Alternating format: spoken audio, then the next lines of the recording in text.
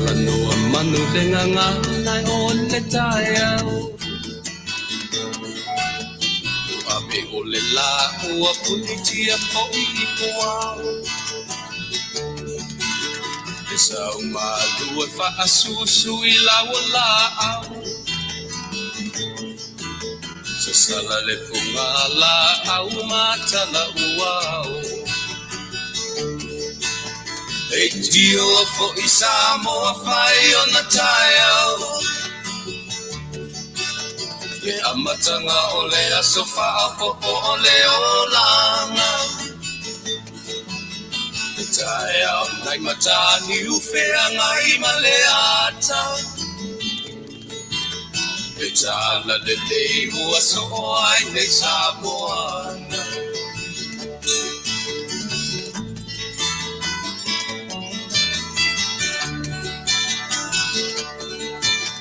So titau fau le sua malie o le vine ula.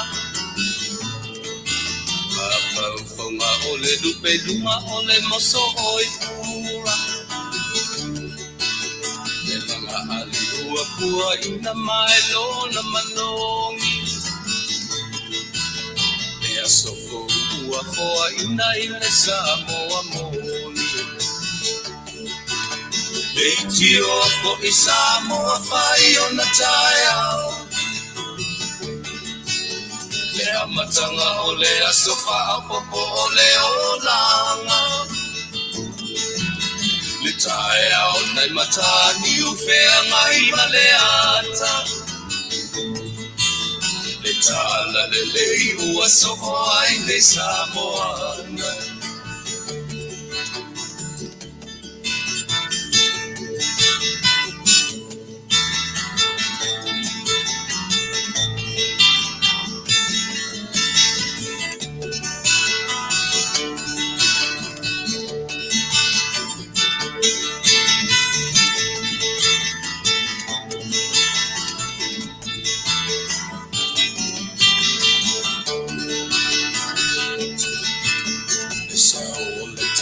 Awa mo malie I mauma. E asofo na valo ia I mapaupauna. E inga ua paako ia tuile matai. Tangata soifua ua oli oli mapaapetai. Betio o I Samoa fai o na taiao. Le amatanga o le asofa a popo o le olanga. Le taiao nai matani ufea ngai maleata. Le tala le nei o aso o ai nei Samoana. Le tio fo I Samoa fai o na taiao. Le amatanga o le asofa a popo o le olanga. Le taiao nai matani ufea ngai maleata. Le tala le lei ua so o ai nei Samoana.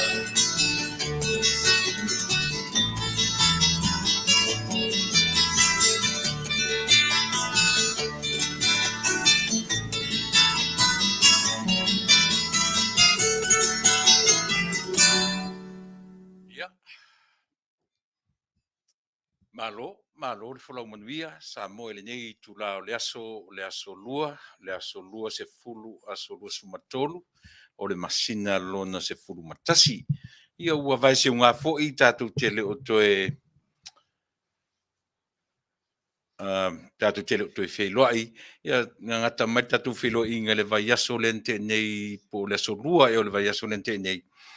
Ia le afta tātou ia whailasi umi fo'i ia o tuua o tō tātou Polokalame, ia ona sa iai nei Polokalame sa whiangai le nava yaso o te atu, ia le fwila o tātou o mai le nei vai yaso fou, ia pi o le Polokalame ai, ia le Fasa le Vale, a tofa mo le so, o le aso lua, o vai aso taitasi ai la nisi aso ia o ele talfengai mal au fainga luenga ia ona o so fala vai le o tatu Polokalame na al me sili fa tai le tua le foi o tatu mau le nei aso fou io sila mai ma o tilo atu ia o lo launga tasia i tatu uma i le mea lofa fa soa lo tatu tua ia i tatu uma o le ale mea lofa a fesili o le ale mea lofa o le soifua la o le leina ia maseola i le nei tu vai o lo matu fa pea ona tautua tuai lo to pa ia ma lo to mamalu Samoa le atu pele ia o le aso luas fumatoru le masina o Novema i le tula o lea ua tatonu le tula e lima tasi le minuti e le tula e lima ia ua tofai amatai tatu Polokalame ia solua tasi le foi la ua tatou vaia le nei tula langi o pe no matu tautua tuai o le tale lima ua poinsa le ua vaia tu fafo ua le lo atua matu a fuasa vili e masanina fai to e matu tala o le tau ia ono le ua poinsa ua le lo atu le matu pala au le fafo no winga ia le ua vave o no o mai poinsa mana tua fo i o le masina o Novema o Tesema i se po le asolua sfuma tasi po le asolua sfuma lua te sema e official lai le ese atu le tau o le to ulo la ula au po le fall ia e fiangai ma le nei atunuu ia e whaato a mata tuelo na le winter ia po le tau marulu fiangai ma le nei tula lolangi au le lava ua marulu ia e mo i ele i o mai i lona faitaunga masani au le lava ua whaalongoina le tino le ai o le tau maruru le ua matou iai i le nei vaenga o le lalolangi ia e pei ona tautua tuai lau si fonga o le tai au fou ia ua lava lau whaafonga Samoa i le nei vaenga o le Afiafi ia pei ona ufai atu ia o te mo e whaatalo fatu ia ona tatai whaatasi leo i tātou ia o le a sefe au o le atua mo i tātou ia tātou wafe ia te ia fesili iai mailo na nganga pa ia tautu ruaina le savalinga o si tautua fo i o le nei tūra Afiafi se le ia se me sili i malo tātou a mata i le tau iai le amatanga o me uma i se me lau whaafonga tātou o i se tātou pese ia ma o fai ai se tātou te talo. I se vanai se o tātou eo fo maina te fai se tātou talo amata te tātou Polokalame. Io ese malava le tio ma televise ma le amatanga e whapena le amatanga o le tātou tautua i le nei vaenga o le lalolangi e pe o no mātou tautua i nai o e sa mo iso se tafa.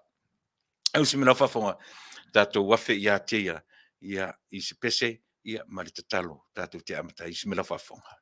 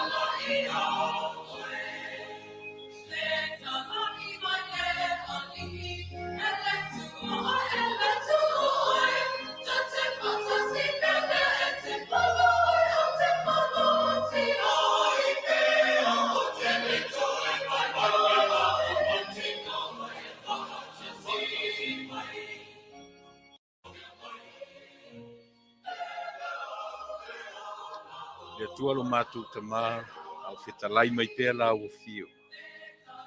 Wala au lava male anganga maulalo ia te oe. Ia whapeo na awina mai alo anganga pa ia. Tau tu uaina se vai au se valea o tangata. Au te pena ina fo ile nei tau tua i o tangata iso se tafa le nei lalo langi. E tau tua lava male anganga maulalo o te le mawhaia se mea. Au lo anganga e tau tu udua.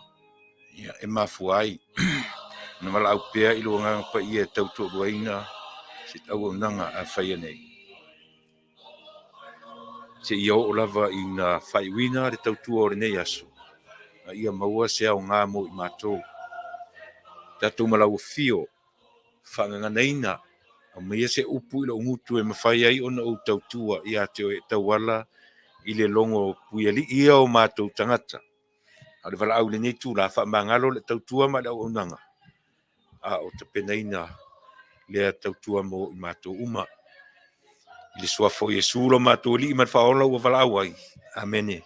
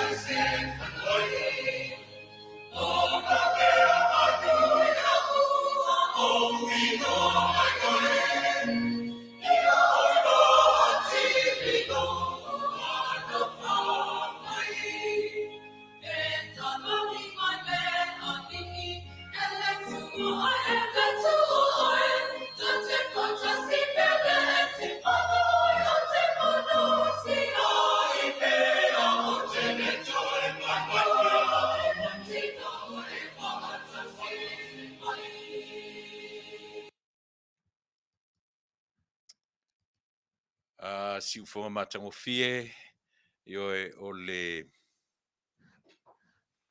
au fai pese a le kalisia mai whangatongo Amerika Samoa, ia mo latu si ufonga matango fie pi o na amataria tatu Polokalame o nei i tu la Afiafi ina ua 8 minute te ele tu la e 5, ia o te toi whatalo whatia te oi Samoa, ia i le suafa manu Malo pi o na tatu amatamea ai, ia matatu ave ai me mtau tu sa ma mori la palapa Malo, ia ua e manatua o whapea le amatanga o mea o ele ngata o le tatou lava tunuu. Ia ai so se tangata o ieri tari tonunga. O Yesu, o le li faola, o le tua, o lo tatou mataisili, e whai matai ala i so se me whai le tangata Samoa. Po to tonu o na lau ele po fafo mai ma Samoa, ai le na o Samoa foi la. Yo e so se tangata o ia tari tonuina le tua o lona matai, Yesu Kiriso o lona ali ma lona faola.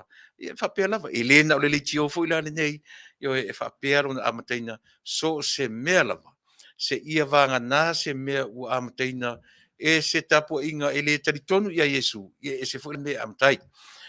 Ai whapea nā o whataro whatu Samoa, ia te oe. Ma Lord for Manuia, manatu o le nafu, watu le nava yaso, latu le aso le nafi ma le amatanga o le neiva yaso, ia oani le lei, oani le anga, ne ye iar tatonunga ua watu le aso na nafi, ma vatu ai ni le lei, mani wha le tonu o le aso na nafi, ma le nava yaso, o le aso fou, o lono winga, o le mea fou lava, wha ato a tatala e sea ma le pepa ila, tia il pepa ila, ia leo tatu le aso fou, vi i aila le tangata ile atua, ona o lona le tu lafo ina o i tātou. Ia manatu le nala ua, tātou amtamea ia te ia ai o lea ua o manatu la tātou tala me whasolo, ia ma whanga solo tātou Polokalame, ia tātou malo whatana noina o le nei aso, ia ni mata o pu mātango fie, tau ono tātou whasoa whatasi iai, ma o tātou tufa whatasi iai, manatua fo i peo na uwhai atu Samoa. So se taimi e tau tuari si ufafonga o le tai au fau, mo lau whafonga anga, le ai se taimi, le ai se iota, se minute, o se inisi, po se futu po le alava.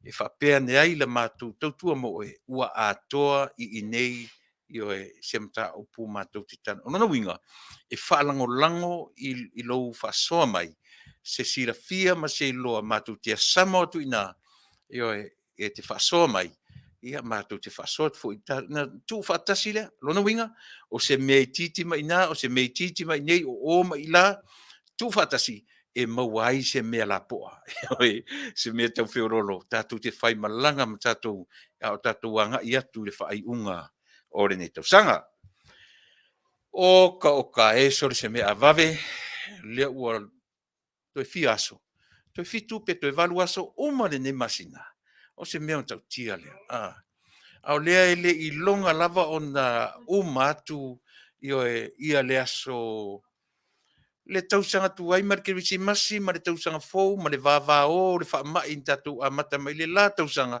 le lava o le a uma tu ma le nei tausanga o le tau te fai malanga fa tasi ya ma fa mai a o le mea sili la ona taua samo e uina vevesi ma le fa mai ai le manu malo le fa mai ia i tatu e ui lava ina wa vesea le soifua ma le ola o nisi ai le o tai ona afa i le larolangi o tangata i le sauaina o i tātou e wha mai e manu malo lava le a au tai o lo tātou matai. Io e mafuai ona toa tele pea i tātou o lo o soifua ma o wola pea i le teminei ai to ai titi tātou ua o iai io e le sauanga le wha mai. Melea, le ila se ava noa o le wha mai i lo soifua ma lo wola tātou te vivi i mawhawhitai e pea i le lofanga le leo le atua. A ua toa tele pea o i tātou o lo whaatutoe. E ui ina ua a mia le toa i titi o tānei o tātou ainga, matua, o wo o whanau, pe le mai masani i e le ngata o le siama ma le whaamai i pe o na iai le nei vaitau.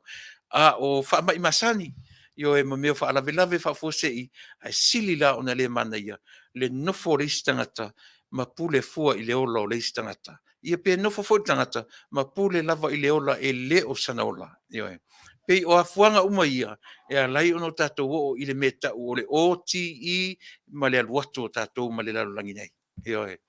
Le ngata o le pule whaito tasi a le atua, e le au iai se pule a tātou, a ua no nofo fo i tātou, io e mawhasioti ma pule tātou le ola o le isi tangata, ia pe whaasanga mai fo i tātou, io e ma pule lava tātou.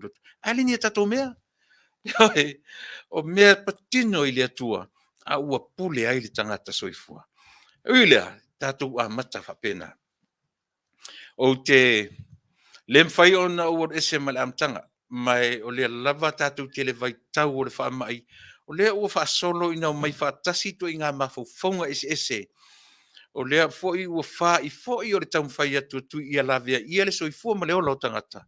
A lea ua lua ngia mai ma le tama foi lea ua o ina savali te te fale tele vai tele me ni America tu a pe lo to fa ngo tu New Zealand Australia pe lo amata na solo te te tanga te lungo o wala io e mate te i le tui lea ua tatuanga iai fai mai lani si ua amata ona to sui le vai a o tatu Polokalame e le suia la tu wa lalo ia te oe ai sea leanga o le fa moe e ola o le fa moe e ola ai tatu o le ngā luenga longo la. E le se te mea whapea a mea o se le matu tau longo. E tau mawhai pea, ma tau se teimi muri ane. O na avatu lea o se langona o le tātou Polokalame. Peo na whai atu, e le o a toa i nei. Ai walu nei vai yaso, ma le nā vai yaso, o ta pena i se tā penanga. Ina ia mawhai ai o na nofo ilo o tātou atunuu. Ina ia tu mamaina ai ia i tātou tangata kerisiano. Leanga o tātou lava lea ua lua fesasi ai. Le o tangata e whaitui. E leo lua fesasi o na o le Mosalemi po le Hindus po le ato uma. Lua fesasi o le tangata kerisiano. Se teimi muri ane la. O na nga i leo iei o le tātou Polokalame. Langa e mua lava o no matou wha. Mai se atu Samoa. Ia te oe. O le ua iai le wala aupa ia le atua i tonu ainga. Ta mā, tina to se le ola. O mea nei o whanau o le atalii, o le awhawhine. E whafonga mai, oe o lo e whafonga mai. O lo o iai tu langa wha noa whapena i tonu o tātou ainga. Le mwhain tātou e se ai. Ioe, tasi le natura o le soifua ma le ola, o lo whapea o no tātou o lai. A o mai lava le oti, ma o mai le wala au pa ia a le tua i o tātou ainga. Ioe, tātou te whanua no lava, ona o mafutanga i le ola nei. Ai a sa ili lava i le whaolatanga na ta pena mo i tātou. O taimi fia le nā o i tātou. Tātou te o atu mau ese atu ma le lalolangi a ua tau sira fia ma uloa. Ua iai so tātou wau ngā. O whai ai le ngata e whai mole pā neta le atua o le ese fua ma uolai. A ua whai so wau ngā ma so ua ngā. Mo le tangata lua te tua oi. Yo e polo ainga po ai lava ua whai iai se o ngā tasi pe lua. A ta otila ta te alu fia. Male iloa, male mautinoa. O le fina ngalo le nā o le atua mo i tātou. Tātou te le ola mo i tātou lava. Ai tātou te ola mo i stangata. Ia whapena, i o e amtanga o le tātou Polokalame, o te amata lava, i le anau pea. E le eise taimi o te toe solo muri ai, pe whapea a measi o toe ai, e whai fōi o le manatu i nei, a le manatu atu ina. E le eise taimi whapea nā o le tau, o le ngā ruenga tau longolongo. O le tau longolongo lava ia, o le tau longolongo. E oi, pe se lau whaafonga, pe sa o lau whaafonga, e le ai se taimi e tau fia ai. Se ilonga o te oti, ma umatua o malela lo rangi nei, o na whaatoa umalea o la ngā ruenga tau longo i lea, o e whai o tātou tui. E le o i nei se sao pe, i nei se tātou te tau whai sao, tātou te tau whai se uma, ai o le lang, o tiu te mawhaiva ua o maia ia i tātou, e afu ai o na whai atu, sa moa le atu nupele. A whai wa e sila ma e tangai i ni soro te i le tui ma whapea mai o le vaila au o le tui oti tātou te whioti ai. O lea o te avatu i a te oe le whiau wha ma whanawhana i le Afiafi nei. Le ai aua nei wha vai lo soi fua wha atua alu e whai o tui. Eoi, a fwoi lea a whapea ua tau wha matu e nisi le ti o le mea o nanga lava si ufafonga o le tai au fōu. Ma lana tautua i ate oe, e le ai se taimi, le ai se taimi, e solo muli ai la mātou ngā luenga taulongolongo i a i tātou, o e whai o tōtui. Te tonu le whalongolongo mai si o tō fine, a lelo utala noa atu i le temili i mea ia, ina i wha mausali. Sa i eisi o tō fine, yo e na mātala noa e matua mau i a teo. Yo e ona o fatu le ua faini o tui e fai mai si o to fine ia tau. Ia brother e le tu ia lo tino. E le tu. So I do respect. No respecting langa ia decision making. Ona pe ona fai atu. Fatu le ia o le. Ia a fa pe ia se ava no e te toi manatu e fa pena. E le fai o le tui. E pe no fai atu e le fa malusia o le matunga luenga taulongolongo o launga luenga e pule o i me fai a ele ustai ele se meta mato o le meta oe a le matunga luenga taulongolongo pea o e fai o tatu tui ia ona o matatu a umala le pesele avatu ia matu fa mai senga i o tatu ainga o lo ia pea e mali liu de fa mai ia manisi lava o fa mai wa fiai le vanga fa no le o le maliu le oti ia ona u tala noa tuelola ia lea i mena usa ili ai. E a fuai, ona o le talitonu wina le talitonunga lea o lo tula i matemi nei. O le tui, o lo o iai le oti, o lo o iai satani, o lo o iai lucifelo. I tutonu o le tui ma le vaila aulea o tatu whaungaina. E le leila, a ona utala noa tu i mea. E le peno fe atu, e le o atoa i a tiau.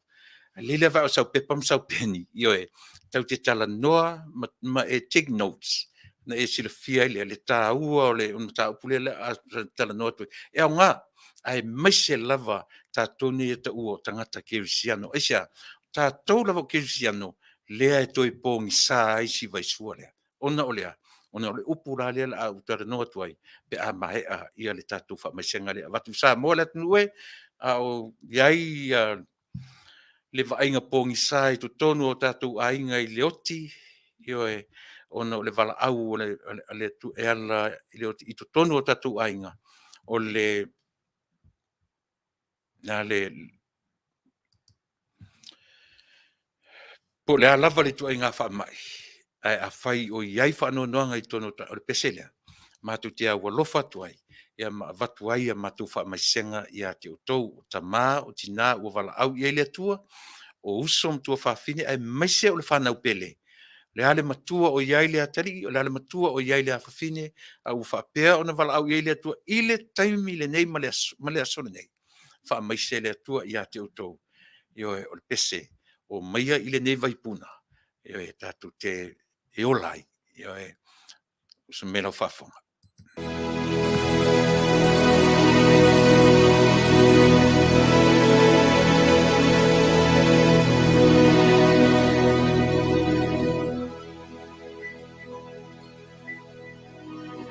Samson, chosen by the living God, to be his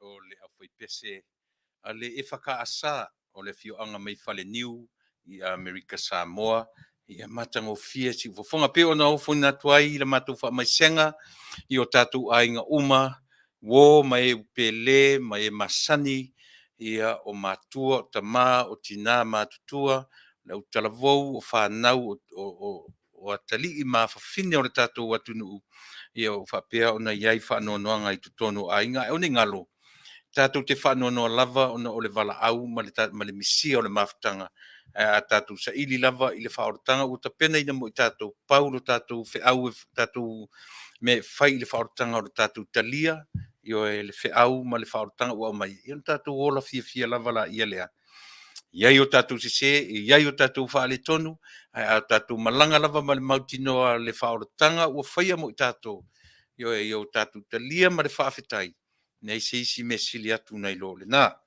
no winga tatu tele popole tele tau langi ma tau tapena le tangata i o tatu tapena lava i le toia fio mai ai muli mai ai tatu tapena mua mo le mele o tapena le atua mo i tatu o le pepele o le afana mai io le atu nei vai aso tatu wo iai ia ona tapena tu le tatu si o ina o mai le fautanga le maliu malon tu man malo ona o i tātou.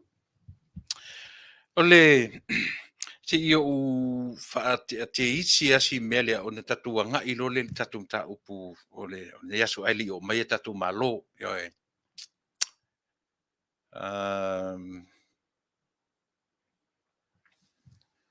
Leo te vatu tale fia le lima.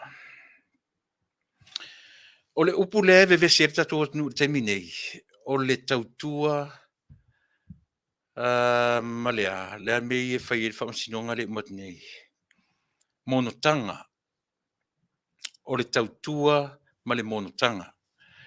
O le upu tautua, lea o tātou malama uma iai, e le mwhai tātou whapea, o le monotanga, o le tautua, o le monotanga, o le tautua e tutusa le lei ma le monotanga. Tautua, monotanga, ma tā whale, io e pi upu nā tōru, a upu ai o te fia tarano iai, o le tautua, ma le, o le tautua, le alesi upu le no ta ua nei atu lawa. Monotanga. Aioi. Whamatala la, a fesili me tele o Polokalame i wa e whafonga i te minei. A fesili o upua i lua, o le tautua o le monotanga. A whai mai tato Polokalame, e ao o na malama, so o se Samoa, o le ale me tau o le tautua, o le ale me tau o le monotanga. Whai mai tato Polokalame, e le tutusa me i lua. E tutusa lo na whaatino, lo na taum whai whaatino, a o upu ma mena mafua ai, ma lona whaamtalaina, e le tutusa, e le ma whaifo lau na tatou malama lama le lei, i le whaatinonga o upu e lua, pe a tatou le malama lama, pe po o fea le mesa wai upu ia, a na wha pe fea fo i o na fausia upu ia marangangana. O le tautua, le lava o le eisi Samoa na te le loa, po fe e sa wale upu o le tautua, e le o se ngangana wha artus pa ia. O tautua o le ngangana wha Samoa, i lona fuaitua wha Samoa. E le se ngangana wha artus pa ia, le upu tautua. O le upu e ngangana i le tus pa ia, o le au auna. A o le upu tala noaina i le ngangana Samoa i tua, i fafo mai o le tus pa ia, o le tautua. Aisia, leanga o le tautua so se tangata Samoa I lona foi tua whaale ainga e whaia e tangata uma. E whapena foi le upu lea mono tanga. Ai le lei ona tatu, whai mai la tangata nā leina whausia le upu lea o le tautua, o le tangata e tau mai tua, e leo le tau io e fight from behind. Le ai pe a tau whai whapalangi, e leo le fight sila ave le upu tau na amata le upu tautua. A o tiute ma whaiva, o le mea ngafa ma le tangata, o le mea ngafa ma le tautua, o tua whale, o tua e ngafa maia, o tua whale e ngafa ma le tangata, e whaia le whaiva o le tautua, e a fua ele upa Samoa tautua. Lea la ua manino le upu tautua Samoa e lau whaafonga ma lau whaalongo.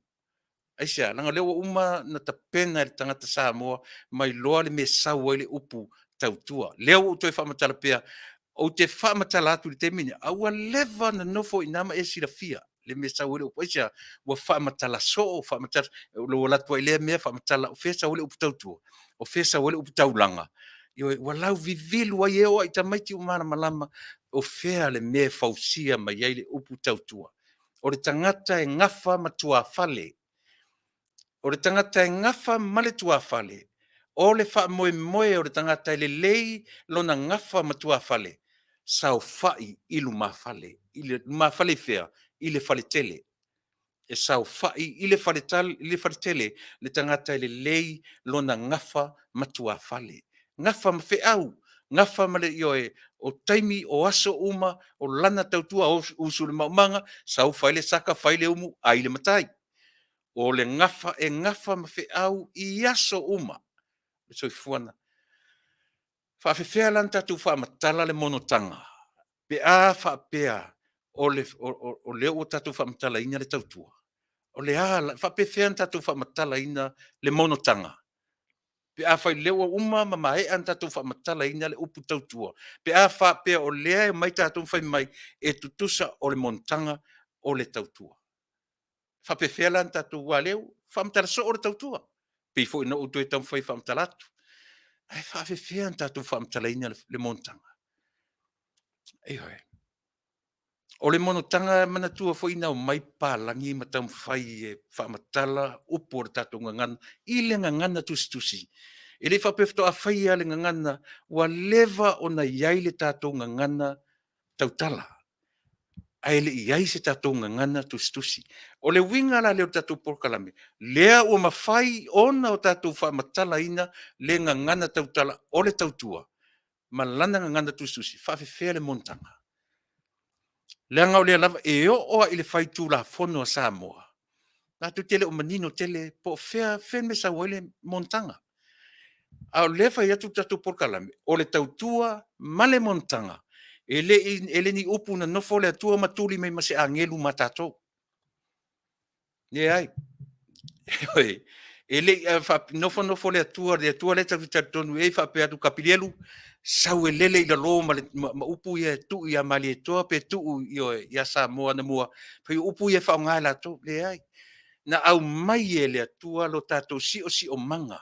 Le mawhau mea pise mea pai pae le uro tato. O ina tato te ola ai le tangata I lona si o manga. Ma tapena ai la ngangana. Fai mai le atua I le kenese. Ua uma ona o whaia I a o le sami ioe o manu felelei ma manu fetolofi. O launga luenga ali atam. Whaingoa Manuia. E le whaia iau, toi whaingoa iau. Anya le sau o ewa le lau whaumalu. Ioe. O mea ia. E le lei ono tātou wa ai tutoa iai. Ioe. O renga ngana la. Na au mai le whapea na tongi mai runga, upu e lua tautua montanga.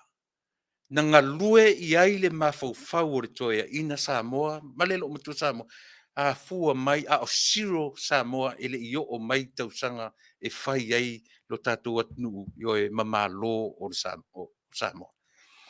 Mai le a fua whanga me o Samoa, na ta pena mai lo na si o mana, si o manga lana ngangana.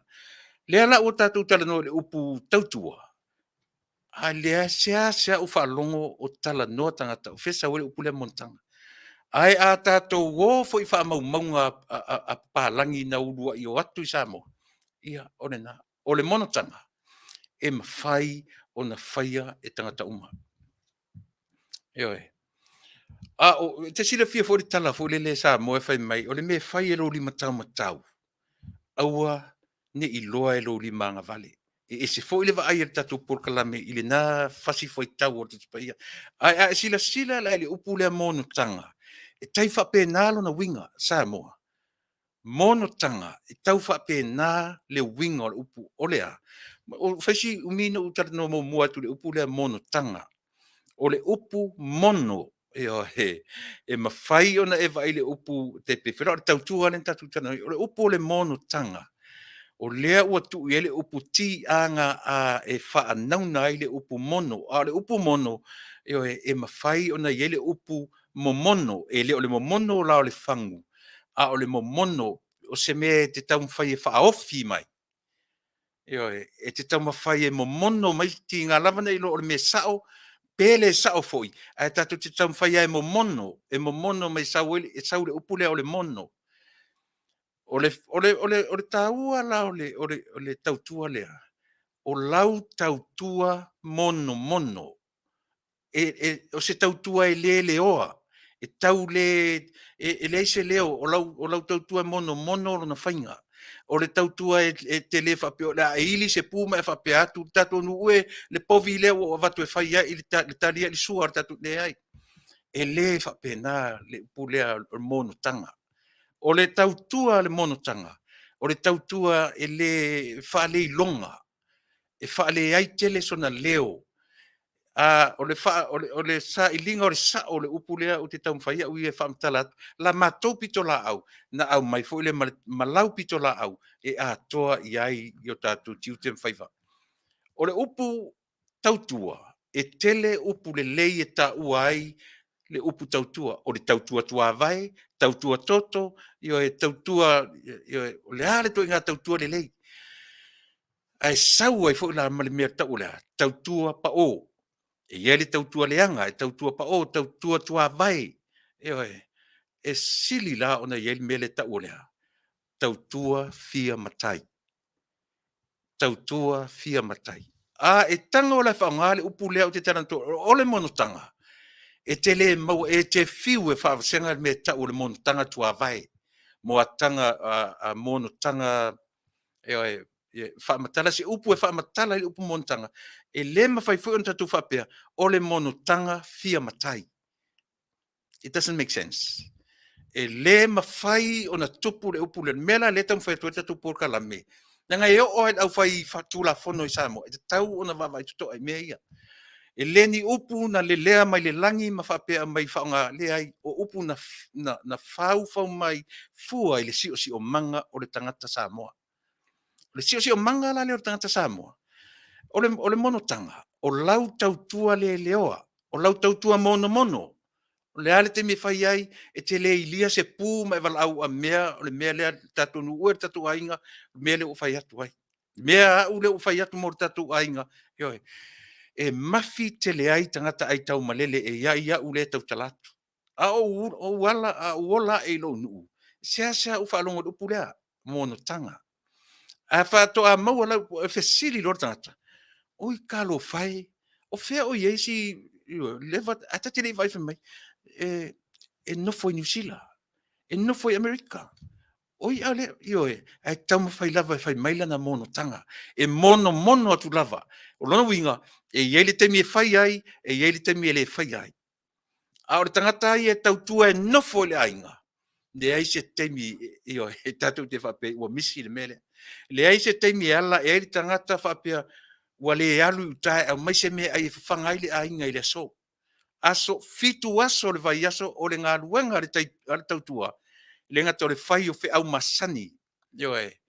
O le social development, o le ainga la vai ia. O le nangaluenga masani alu iuta, au mai le talo, au mai le ulu, au mai le whai, au mai le e whai le tautua. O lona winga, o le ngā luenga i le misi se aso, o aso uma. O le mono tanga la vai ia. O le mono tanga, o le mea, o lau tautua mono, e le tau le iloa e tangata le teimi e whai ai lau tautua le nā. pe o winga na o puye lua ina ia manino pea lo tatou atunu langa e le lava o tatou whanau ua vevesi e le atunu i le whainga o mono tanga ma le tautua a ia mautino pea e ese mena e lua e ese le mono tanga e ese le tautua e tasi lona whai o le tautua lava o le mono tanga a o le mea na mafua ai o na mau o le upu mono tanga ma lona whaatinoina e whaisi vala e faisi e se senga te isi o tūlanga ia, ona o tūlanga whapena. E le leila ona wa ai to toa ia ilo tātou atunu. Ia pe whapewhea le whaatino ina o le monotanga, ai pe whapewhea foi, ona whaatino ina loso i fua, ia e masa unga ruenga tautua. Ea, tau tonu e tau talawhia ngai, a o ona e nofo e whetu o nai, ia e mawhai on e whapea, o lautau tua vai, o lautau tua toto, o lautau tua mole atunu, molo ainga. Ai le mawhai on e whapea, o lau mono tanga, o lau mono tanga, tua vai, ia po lau mono tanga toto molo, e le mawhai ona o le mono tanga lava e ese lona tua na mafuai ona maua mafausia lo tatou atunu le upu lea o le ngangana. E tasi lona whauingaina o le au nanga i to tono o le ainga, to tono o le tumalo, to tono o le atunu ai ese le tua ma mea maua mai ai ma lona amatanga na afu ai ona whaongaina e lo tatou atunu ia upu i e lua. Ina ia le leipea ona sila fia langa pe upu e lua tasi e upu e lua le o lo vevese ni le tatou atunu le la ua manu malo i fale alupo ai asa ili la le tangata le nofo le nu na tatou le sao o le tautua le tangata o le nofo le nu ma tautua i le nu aso uma e le fisilingia la na ilo le tangata o le nofo i ese mai fale alupo e nofo ese mai fale alupo mai lo na la ititi te o ina fai tangata matua fai tangata fai ngaluanga fai tangata ela tu tamo a fano no me foi to telo tatu e mo to inga mele e ese la le tautua a le tangata nofo nu ma le tangata ai tau malele tai pia le mefo e tu salo ai tau malele nei malo ai tau malele lo sau ia pia e no foi a lo tu ai ngai sai ele ia se sangatele malo no foi America male no foi mai ai silia tu la ne se pe a silia tu le ona sosonia tu tangata no foi fafu ile ai ngai sai ai la titi le sosonia te o ele te lata sai ai fale ai se tio le la na mau e pe o le na i fa masinonga ina fai e sui o fale alupo ia le lava mori maule atunu le lava mori maule atunu ile ese senga o mena e lua ta se peselea o lea o yeisi mele o pa u ya tia u i tatu sui mai Samoa ai ta peselea se i tam fetu vangre on te fa waudo tatu Polokalame o ni ngalo e ia i tatu Polokalame ta u lava mole tui lea o pe o te e ia nisi mai e pese ia ona utara no tole i se teimi o rata mai i melo fa foma.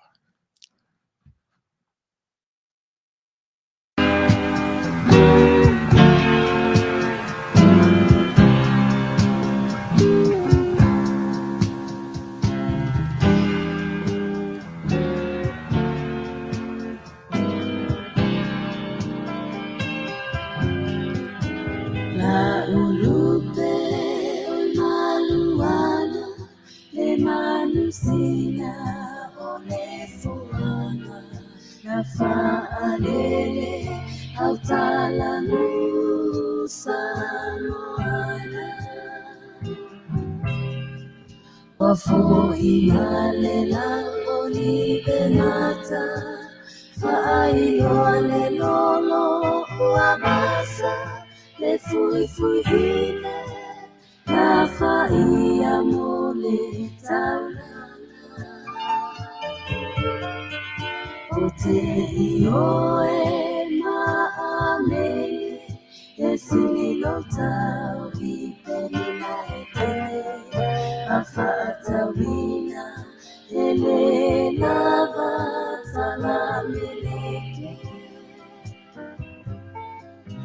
Olo malungi wasasala wananamu ile litara aeloloto manatu esililo leyo mitana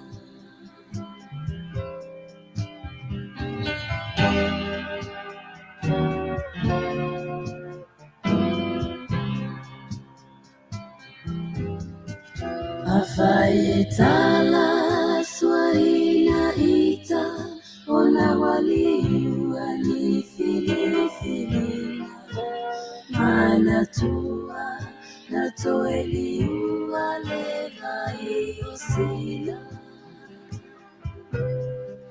paelotamata isiotalima elotomalie ya fasilesila Lalolani, oh I sing at the fire, Manuia. Eutale poto, eto e fafa, eutale vale taofi mama, le pelea, toe afua seta ya. Taunuu ola tafama ayuale aule ina malie fanu manalo ite sota wanafa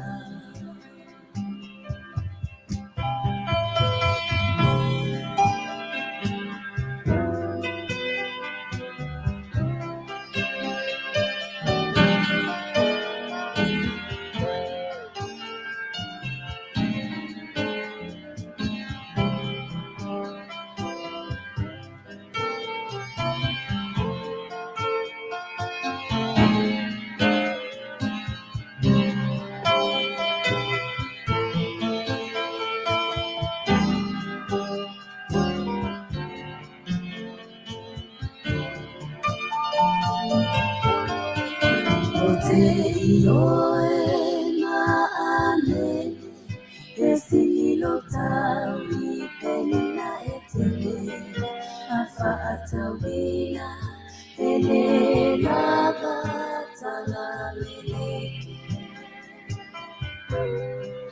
Olomalui wasasala wananamu ile litara aloloto manatu esililo leyo mitana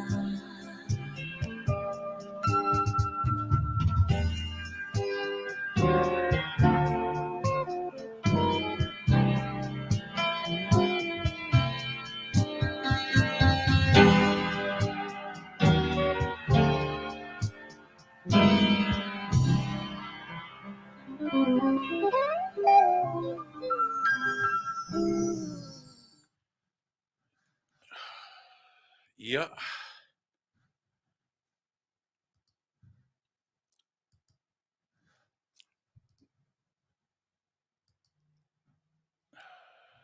Ia. Pena fai atu o le ua I tatu malo o le ono le malo masieri o Russel Young ia o se tasi fo I o alo le atunu pe I o le fai tawina o I lato fo ia e le o iaise a malo si ato to au te fia fa ngana I tangata ia. Ia te fia ia e whapena foi tua o ne tau tua mani ona. E ei le vanga a whapea sa e fia te matamata I roadshow ia wa uma, le wa uma atu. Ia, o tatu le tue vai ia foi se me o se roadshow muri ai na uma ne vai aso lente nei. Rono winga fta tatu tue vai foi ni roadshow le peara talata ina uma tau sanga, le uma le lima tau sanga. Ia a peo le wa uma atu mo lau sila ma la uma tamata ma tatu uma. Ai ai le mea matango fia au le roadshow ale fatuatua I le atua Samoa. E iai le tangata matua le na o te le lope na tau iai sauva ai. O le whatangata matua, e toi ina matua si toi ina la tawa ai. La e mama I o e fusiua, whailo na ofu, whailo na pelaue, whailo sururo na ie. A o lana mata whaioi. E tūro I lunga se whaipule po se minister al watu to ina lea se ili no foa. Awe ese no foa. A to sau fo ina latu le to fa no forta ta ilalu. A whaina e mata o lau mea tele le va ai I rosio uma lava al fa tua I le atua Samoa. O to ina lea. Ele se tangata matua tangata. E whatau waa le va ai o tangata matua. A o e la eile lei, io e fusiua, e whailo na pelaue, e whai, a o na tiute ia, ma o na whaiva, o lea. Na te tautua ina le vaenga wha u whai ela ilo I le tapili o oe, ma wha nofo I lalo, wha tū I lunga, wha sino le mea te alu. Io very low profile le ngā ruenga thea ngai maritua ina lea. A o na la e. Very professional. Io la e o to ina lea. So o le fe au le na o lau mea matai le Samoa I taimi uma o te matamatai I road shows. A whapea to iso taimi. Na to e tango le to I ki I tua. Na e matamata. Au te matamata I Afia mei. Au te matamata I ala auli. Au te matamata I la tau na e pito I luma. Ai tau lai lau wa ai I le tangata lai tua. E te wa ai iai a uman sau whaila na ngaruenga. Na to e alu role I tua tu mai whapea. E wha malo mai pito I tua. E na te matai mai le laina I luma. O le ale mea mana o mea I luma. E masau mai luma. Se I ese rau na fua wha tu lai tanta I lunga. En to e alu lea tu lai mai tua. E o ofo ina sau. E sau maleili ta pilipili. I le sau whaapito. Po ai lava e anga I oe. O le fe aure na feo I ma le vaenga lea. E le o alu I eise mafau stangata. A o I nae tau lai I lau wa ai. I taimi uma. O te le tilo I le satua luma. Ai tuli matai e lau wa ai I le toi ina lea.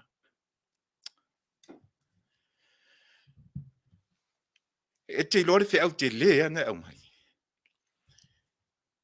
E oe. O le manu malo le na feo ai ma le vaenga lea. Mai o le mea na tau o lea.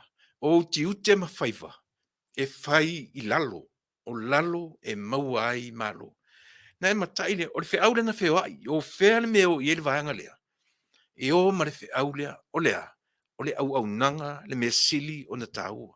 E le o tātou tofi ma tiute. E se langa e ata ngi ai le mea tau, o le alofa. E te alofa loa, e te le mai lau ngā luenga I whai. Pe te tolo ai lalo, po lea. Ai langa u masani tātou o lunga le whea moai, ma le whea I lafi o mō li le mea fia I ai tātou. Ai te alu le tala le o te whaia tia te oe. Ne tango le matai le whatuatua I le atua Samoa, po whea lava le tu malo I ai. Toi alu I te minei matamata. Na e te tilo le toi ina le o te whaia toi, o te le iloa le suafa, o te le iloa I oe po whea sa wai, po le afo ilo na tiute malon I to tonu le vaenga whau whai. Ai ese te nofo ama matai, whapeso le. E matautia le ngā luenga whea ngai ma le to ina. Po fea po le ala da me foi o tele gea po le ala po fe pe fenga lunga I pe fenga lunga I o pe fenga lunga I a ona ti ute wa lava le na e fa matala mai ia te au o le fe au le o le feo I man vanga le o le ar fe au e fa sino mai ia Samoa le soifuanga o le tangata au auna o le tangata tautua o le tangata e fai mono tanga o si au tautua mono e tau le iloa e le lima tau ma tau le me fai e le lima nga vale. O lau tau tua mono e sau ai le ngā luenga, e sau ele ufa Samoa o le mono tanga. O mea wha le ilonga. O lau tau tua e wha le ilonga e te le ilia se pūma ave. E a fua ai le upu mono tanga. O si au ngā luenga tau mono. E tau wha au fiofi mai. Po fea lavo le lalolangi e te aru iai, e tau mono mai lava si au tau tua I lo nuu, ma lo ainga, ma lo atunu. O le te le nā, o le upu lea montang. O mata la to ina lea. E mata o tia sole. O te le o loa I le to ina lea, po ona I loa. O lea e mata I atu ia e le lalolangi. O le ngā luenga e wha le ilonga. Le ngā luenga.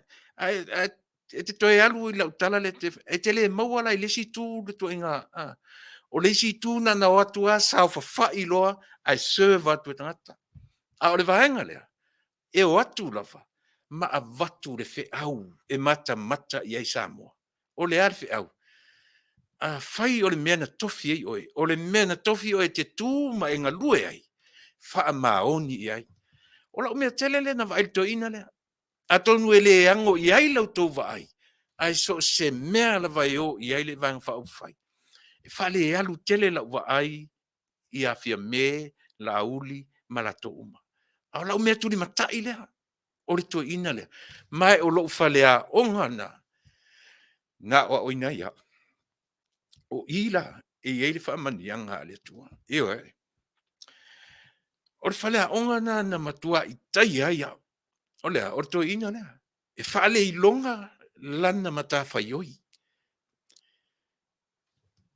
e foringa mai e le tau aloa le va ai ia ia tangata e atonu e ata fo I se si pe ava ia tu ola nga luenga e fa pe na fai e latu ave e ser tangata mare no foa fa no for tangata ila lo matapili li tangata ma fa pe na atonu e tarie ia tato a ole uche a to le nasamo o road shows ia na fai uma le lei road shows o lau mea tele lea maturi matai ma o I loa ai o I le ta oto ai e o ma le whaataita inga I nuu ma la alafanga o le a le whaataita inga so le o lo soifua au auna so le o lo soifua o lo pala I lalo o le a o lo au auna I le isi tangata e se whainga tāna whai o nā winga whapena o tātou lava ia, e tau sili lava I lunga.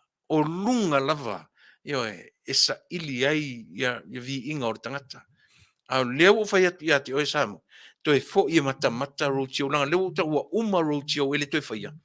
Fata atu, tālo sia o whalongolongo mai to e ina lea. Auane I ne e ai. A ia whaafetai I le atua. Ua whalea onga Samoa I le me tau o tangata ola au auna. Ea, e le tau mawhai ina ia fe emo I mai mo li ma whaalau loa mai. E sia nanga tofi ngā ia. E tofi tātou I te whamaoni I le me tofi o iai. O le atale na sawa vali ma le fast. Na o ma le fast I le nei vai tau a toa na whai ai nei me o lea. O le toi ina lea. O whea le me o iai. O tele lope na misi se road show. A tonu e misi ai a toi ina lea. E le misi I la wa ai. O mea malava yanga iai e alu ai fo to ina lea. O le ata le na o le manu maloa iai I hoe o le vaanga lea. Lea la u fōninga mai to e ono palota. To e fo I mai whainga palota. Ai lea Samoa. Te I vai fo I si mele. Se I ua nga ia I le vaanga mua mua. Lea ua vevesi ai Samoa. Male lalolangi atoa. I le tui lea tui ai oe mau. Mea lai on o amata mea I le tui lea.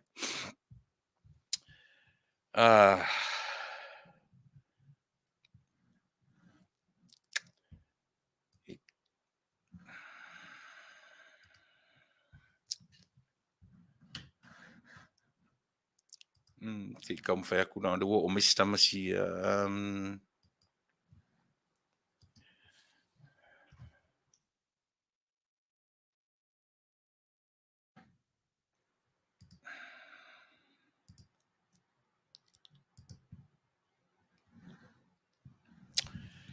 Ia, Russel, au e whaafonga mai, tango e whaatumua elo suafa, ia ona e tune in mai la ia.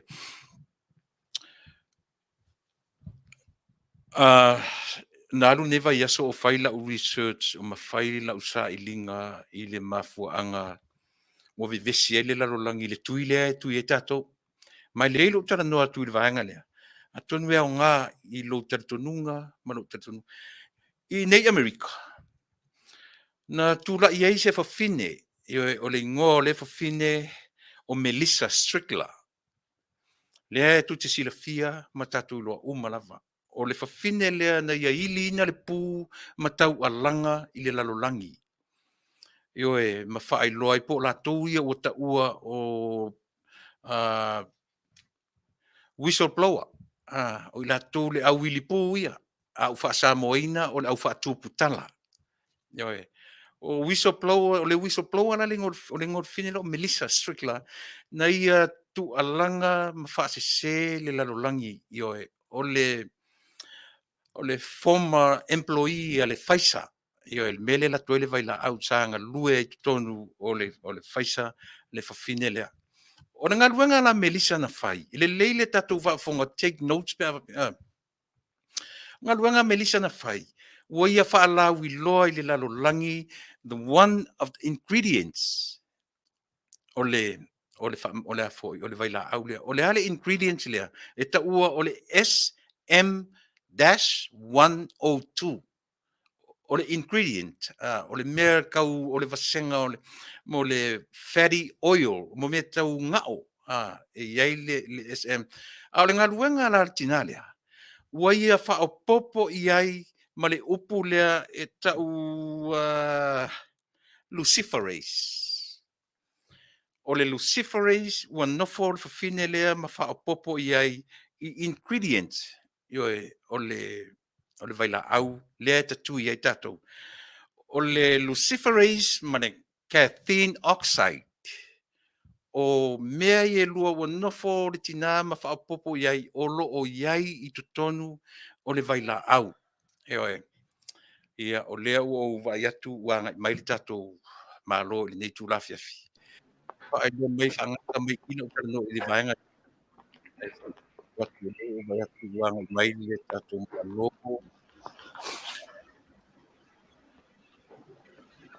Russel o lea ele o lo atu oe, whamole mole. Ia. Talofa. Whamalu watu Samoa I tatou tau pulea, o sem tau pu sili on tau o tavi toi fo ia I pia umal mawhatanoanga male ia Russel. Russel ta Vale yang, yen, umilo I ngoa uso. Ia, o te whatalo tatou Malo Lenei Tuilaepa o le sunga Russel, ia mafuta mai le fioanga o vaiusu I Samoa. Russel, ia, whatalo mai ia tatou atnuu, ia mawhalalo mai lo tatou atnuu, mawhalalo. Whaftai mo lea manoa ina sunga. Ea, e mo mua lava o nau whatalo whatul tatou atu nu. Ea, iso se tafa o le nei lano langi o lo e mai mo mai le nei Polokalame. Ia Malo le soifua. Ta tonu o lo monga pe o tau le ola ma le Malo si lea lofa ma le anga lei o tatou atua. Ia sta tas. Ai, whatalo whatu le nei tu la o le. Hauli ia mātou Samoa nei ua mai tau atu po ua tea leo no nā ia tau tau lau sunga lo. Tea le titi le tulayon. Russell o whapefe mari tau ia tu Samoa. Ia temi nei o lo la lava i nei tau langa e ta ilo ia i le tūla i le alu ia le pata po whapea mai i le tau Ia, lelei, Russell o no tataimi o le atanga isa o le tam taupu. Io eina lau whatala ula o na e tā ua ia te au tangata uma. Russell le oe lalo o le vasenga fo i lea ua mawhai o na ta ua tangata e le o iai mana o ngā tu Maurtino. Io ia pio le merna le ino o whapea. Se faisa utala e fape fea ona e ausia le vaenga o Pisinisi pe ona e ngalua le teminei. Lea se malo si anga pa le mafofau ia te oe na e mawhai ai ona e ausia le vaenga o Pisinisi po le vaenga o le National Delta. Tangata whatau whani. ia whawhetai lava e mole abanoa. Ia mantua fo i oe Tuilaepa e abelau tāla sanga i le baenga le Reverend Youth po o le official la fonga. O inala a batu lau tāla sanga e talia ina oe ma abea oe o se fai Pisinisi. E lono winga walaki oe a batu fo i a tinai mai e lato. Ia o le tūlanga lava ia ia le talia ia na oe i le afo tu aina Pisinisi o le whaatau atu whanua ma maketi Vale. Ia, Russell, O le me ua ta ua i lau sunga o i lalo e leipo i lalo tūlanga leo tangata e iai mana o ngā whapitoa mo re sila fia le tatu atu ma le tūlanga e se o leipo la e tūlanga le whamon mo. E o le tūlanga lava ia sa tau sa ili lava po le ase tu aina Pisinisi e talawhea ngai le lei male. Tō mai male anga ba alo o ia tia. Fia ni malo si. O le tūlanga lava ia o te lau titilo po o le ale tu aina tangata ia iau. A lau titilo. O te mawhaia foi le mea lai whai e le tele o isi real estate. E ato toa le malo si o le tino o Tuilaepa. E peo lau tali ato le nai lau fisili. Whai sina tā ua lau fisili o nai. E mai tau wina lava le temi le nei o le whainga to tele o tangata e pei le a mana ia foi le tu aina tangata e iai mana onga tu maua le tino. Ai whaftai lau Polokalame le ala ua o se avanoa la a o tom foi wha malama matala wili ili atu ai. Se ba enga o te loa e tā ua foi mo le nofo sila fia e le tātou atunu. O lea foi au nanga. Whaftai. O le ngaluanga tau whatau whale i nei ele se ngaluanga lai titi i nei Amerika. Yo e tele foi tanga ua mau mea matulanga whapena ia e te sile fia foi Donald Trump e ta sile vaenga o landa na mata mai e sa riauta tangata whatau whale. Ia Russel o le i le tulanga leo le rent to own io e. Wo o tu Samoa lea tu inga Polokalame whapea. Ia, mana ia te fasili Tuilaepa. Se tasi leo vaenga tā ua leba na o mai nei sa whatino na vaenga leo o le Samoa land. Sa mantua Samoa land sa a mata mai lava o le list to own. O ta unga nai nei a matou. Ia, o le temi nei la masalo le lua fasfulfitu na toe suia i lole atu la fono. Mo whaongalo na o le lisi a wale to i aise list to own. O na o tūlanga la nei la o fionga Tuilaepa. E peo na matala noa ma la fionga le whaton sili le tō whafo i au nia petelo. Ia na ia whaailoa mai ai. Ua tumu le ava noa fo i le tāsanga toi tangata mo whanua list to own. Po o whanua ia lisi lea i lalo o le tātou whainga Malo. Ia, whatasi ai malana whaamatalanga fo i lea. Ia, e watu pea talo sanga e tātia i o e tilo ia ni tā ngā luenga. Ai peta iane na ua fionga Tuilaepa sa iai fo initial mamalu le atu nuu po hau clients. Sa lato talo sanga ina la ufisosoani. Se ia walu watu au te tilo. Po fea o ia lato talo sanga. Wa levo na abe tai fias futau sanga. O le tūlanga la lea wa iai la fionga Tuilaepa. Ia wale to e alu la i lalo le list to own o le ufa ona sa o ale le lisi fo ile le a umartau sanga wa lisi ai o ia e me ile si vaenga whanga solo mai le si vaenga. Pero tūlanga na le wa iai. O le asa sila Russell o te Polokalame talawhia ngai mo le tātou atunu pe le talawhia ngai. O lau titilo iai wa talawhia ngai le whainga fau le wa iai temi nei Tuilaepa. O na orisi o mafu anga te tau po i le Tuilaepa. Awa o le whana yo i le sa whana yo iai nei le list to own taluai. Ia, a vavea na umana e topea ia pepa o le whanua ia wa avea o mea tō tino a oi. Tusa wa avelo ma oi. Tu sape fisa me tontoni. O le teimi lale nei. O le mai tau iai nā taimi e luas futau sanga na is futau sanga Tuilaepa. Okay. O le lisi la lea Russell na o tangata nu o Samoa. Tangata nu meta ur Samoa. Pe au PM tangata SLN Samoa.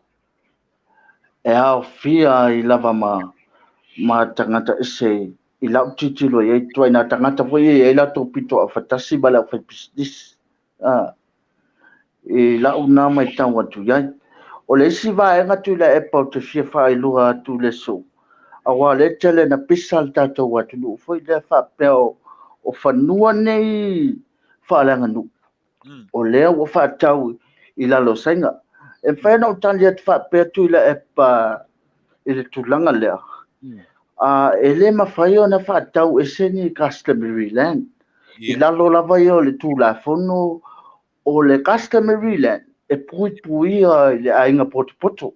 E saini ungai matai o le ainga mamali li e ungai le ainga. Patuam whaile na avi esi. Ai o peo la ungai tau I whanua nei e tupu ai la tūlanga le tele tala no ai le tātou atunu. O freehold land. Whanua fo ia lea e umia e tātou tangata anu. Lea e le lato maule au mai a whatata inga alwatu nei au le agent e whai atu ia I le whanua lea whai mai lato. Ia ave se sainga pe ave po ai se tangata o le atunu se tangata atunu foi le ave e tele ni ana tupe ia vave na tablia lo whanua paua le mela mana o ia tangata e ona le meto tino lea. O le se le ni Tuilaepa. E leila se mea ufo ilea e mawhai o na whai e tūlanga na wai paulu mea o le whaatino lo tiute mara ngā ruenga e peo na whai nei. O le tari atu nā Tuilaepa. Ulo na winga Russel o la ngaluenga fo I te le pole a la tuala tangata ese le Samoa pa walme mo mia la sunga vai o le tupe ai alu whanua. O te leo o te tilo tūlanga na Tuilaepa la ngai o le matawhai oi nā le matawhai oi nā le tangata nana le whanua te tilo I le vaenga lea.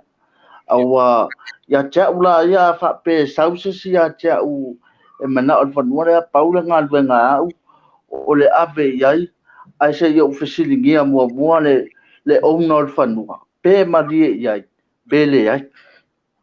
Manei. Ia, o le ale tūlanga Russel o le ane tūlanga o ni whanua o lo I Samoa. E tele ni mea pe o nei, e le mwhain, e se e rat whatau na o se whanua. E tele ni mea o I Samoa o iei le whale iei ma le whanua I Samoa, e mwhain whatau te mne. O lo anu lava tūlanga le Tuilaepa. O nana vai te minei le market, e moni lava o lea ua solonga le lei lava le alua le whainga malo lo iei nei Tuilaepa.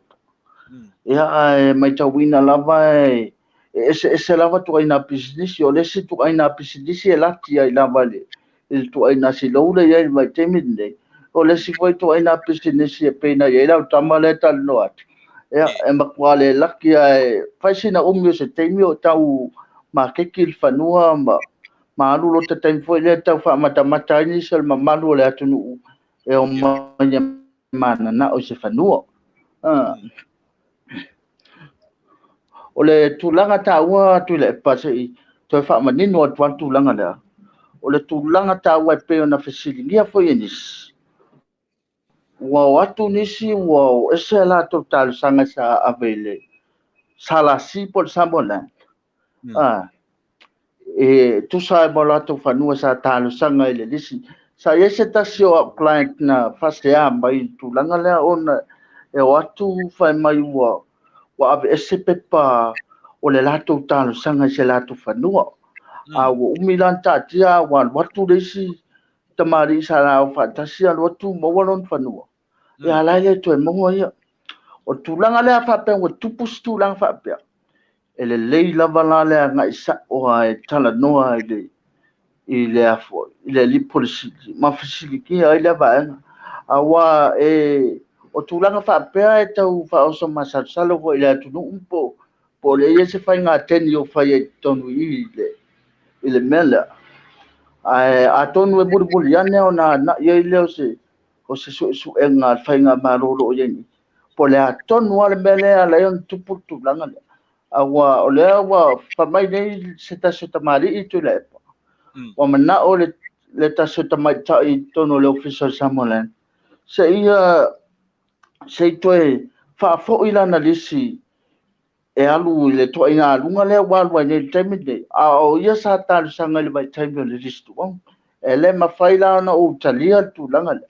O tūlanga la lea tali mai a ia lea fionga i le pule Samoa a pe ola na tali na fa manino mai a chau Tuilaepa wa le ai se avanoa o fanua i le temine lo no winga wa tu a fai fo ye manatu le malo e toi fa fo i mai fanua ia tu lo fai la le si vala Tuilaepa o no le na wa tu pe tangata e fa tau fanua nei lungo le tong yo listu on pe ola tali atu na Tuilaepa le va ia e faisio malama le list to own io e wa pitasina Polokalame o atu paponi ni tila Australia mtatu nei e tele na ngau wa io e le list to own po le rent io e ale se tau fate tai mo matou nei fafo le se tau fate tai o se kuata eka ma le fale o no winga na o ye fale ma le kuata eka o le se tau fate tai e mo va ia to matou nei fafo mai Samoa i le temine ea o lau fionga o le tulaga le pule lava le ona le fanua a o le tau lava ia o le kuataʻita e fua lava i le value ua umana fua i le fanua ma faatulaga mai ai ea ae iai la tulaga lanā i nei Samoa foʻi lea a manaʻo a le una e tuutuu i luga le tau o lona ia fanua po le a le tulaga e pule ai lava ia e le ise se pule i le tulaga ona o le fanua mia saʻoloto foi lea ia o le tulaga la le lou fesili mai a te outou le fafa ia o ke loa e alu ai i le kau e kasi Tuilaepa a fai o le kuakaeka lea ia le taimi nei e se lau ono sefulu le tau atuataʻeta i paitele se talafaitaita ia e taute oa ia i lenā se lau ono sefulu Samoa ua o isi foʻi tagata ua talanoa i tupe Amerika ma tulaga faapena ia i lou tatonuga e le talafeanai na tulaga le anga o Samoa le atunuu e fua uma mea uma i lona o le tamao aiga Tuilaepa e pe o lau tali atu na atosa e malafisili Malo fafta. O ani pe ta tiro nei atu e fua le tau i le area.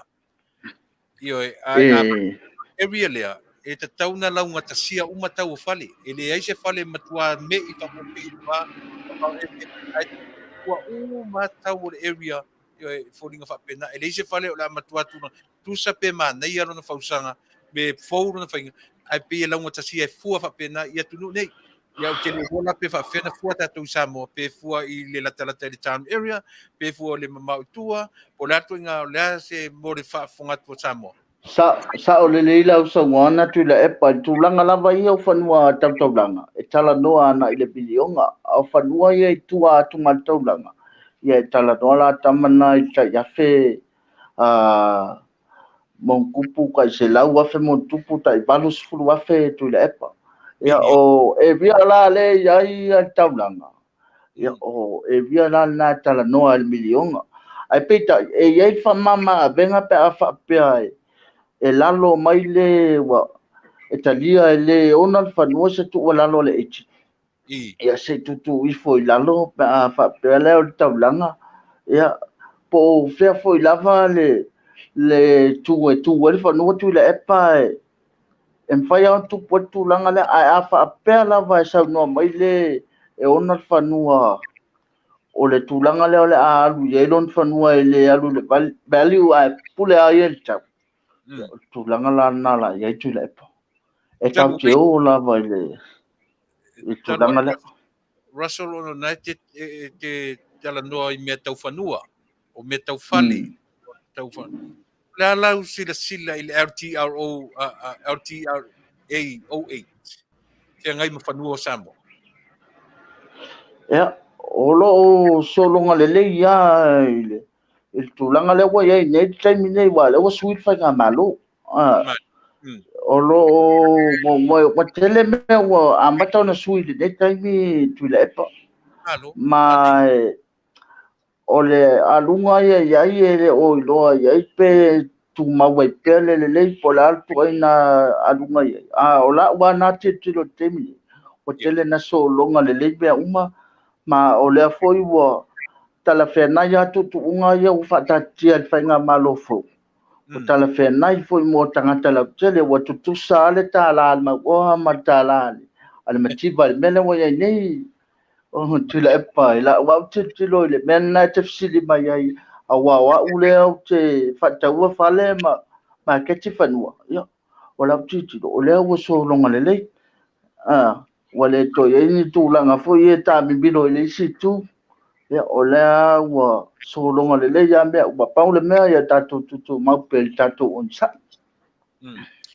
fa pe fere tu langa le to umisa ofsilia fa fere tu langa ya wai le fa pe what you see mania nia na fusi tupe mania fa ta castle fanua o le ale tu langa ye ni awala abi tatu what nu e fai se lo yo e apa pe o tata o le leila na ngalwenga o le tu e fa tuanga le isa na ngalwenga ye se ste ai a fo pe ai ye tata fai lo ai fa fer la te lenga o tatu watu nu fo le o fia fa tau se fanua ai na ola na fa to anga o le e tua ai la se se senga o tatu fenga luenga ma tatu fai fa to anga I mene ta o le tu langa na Tuilaepa ya e ma fai lava na feutanga I ma le bank ai le peila le tu ai na faina le na tal sanga mai ni sel ma malu le tu e mana o fa ona le fa nu o le o na fo ile ya e fai mai e o e fai se la to lo no no mai le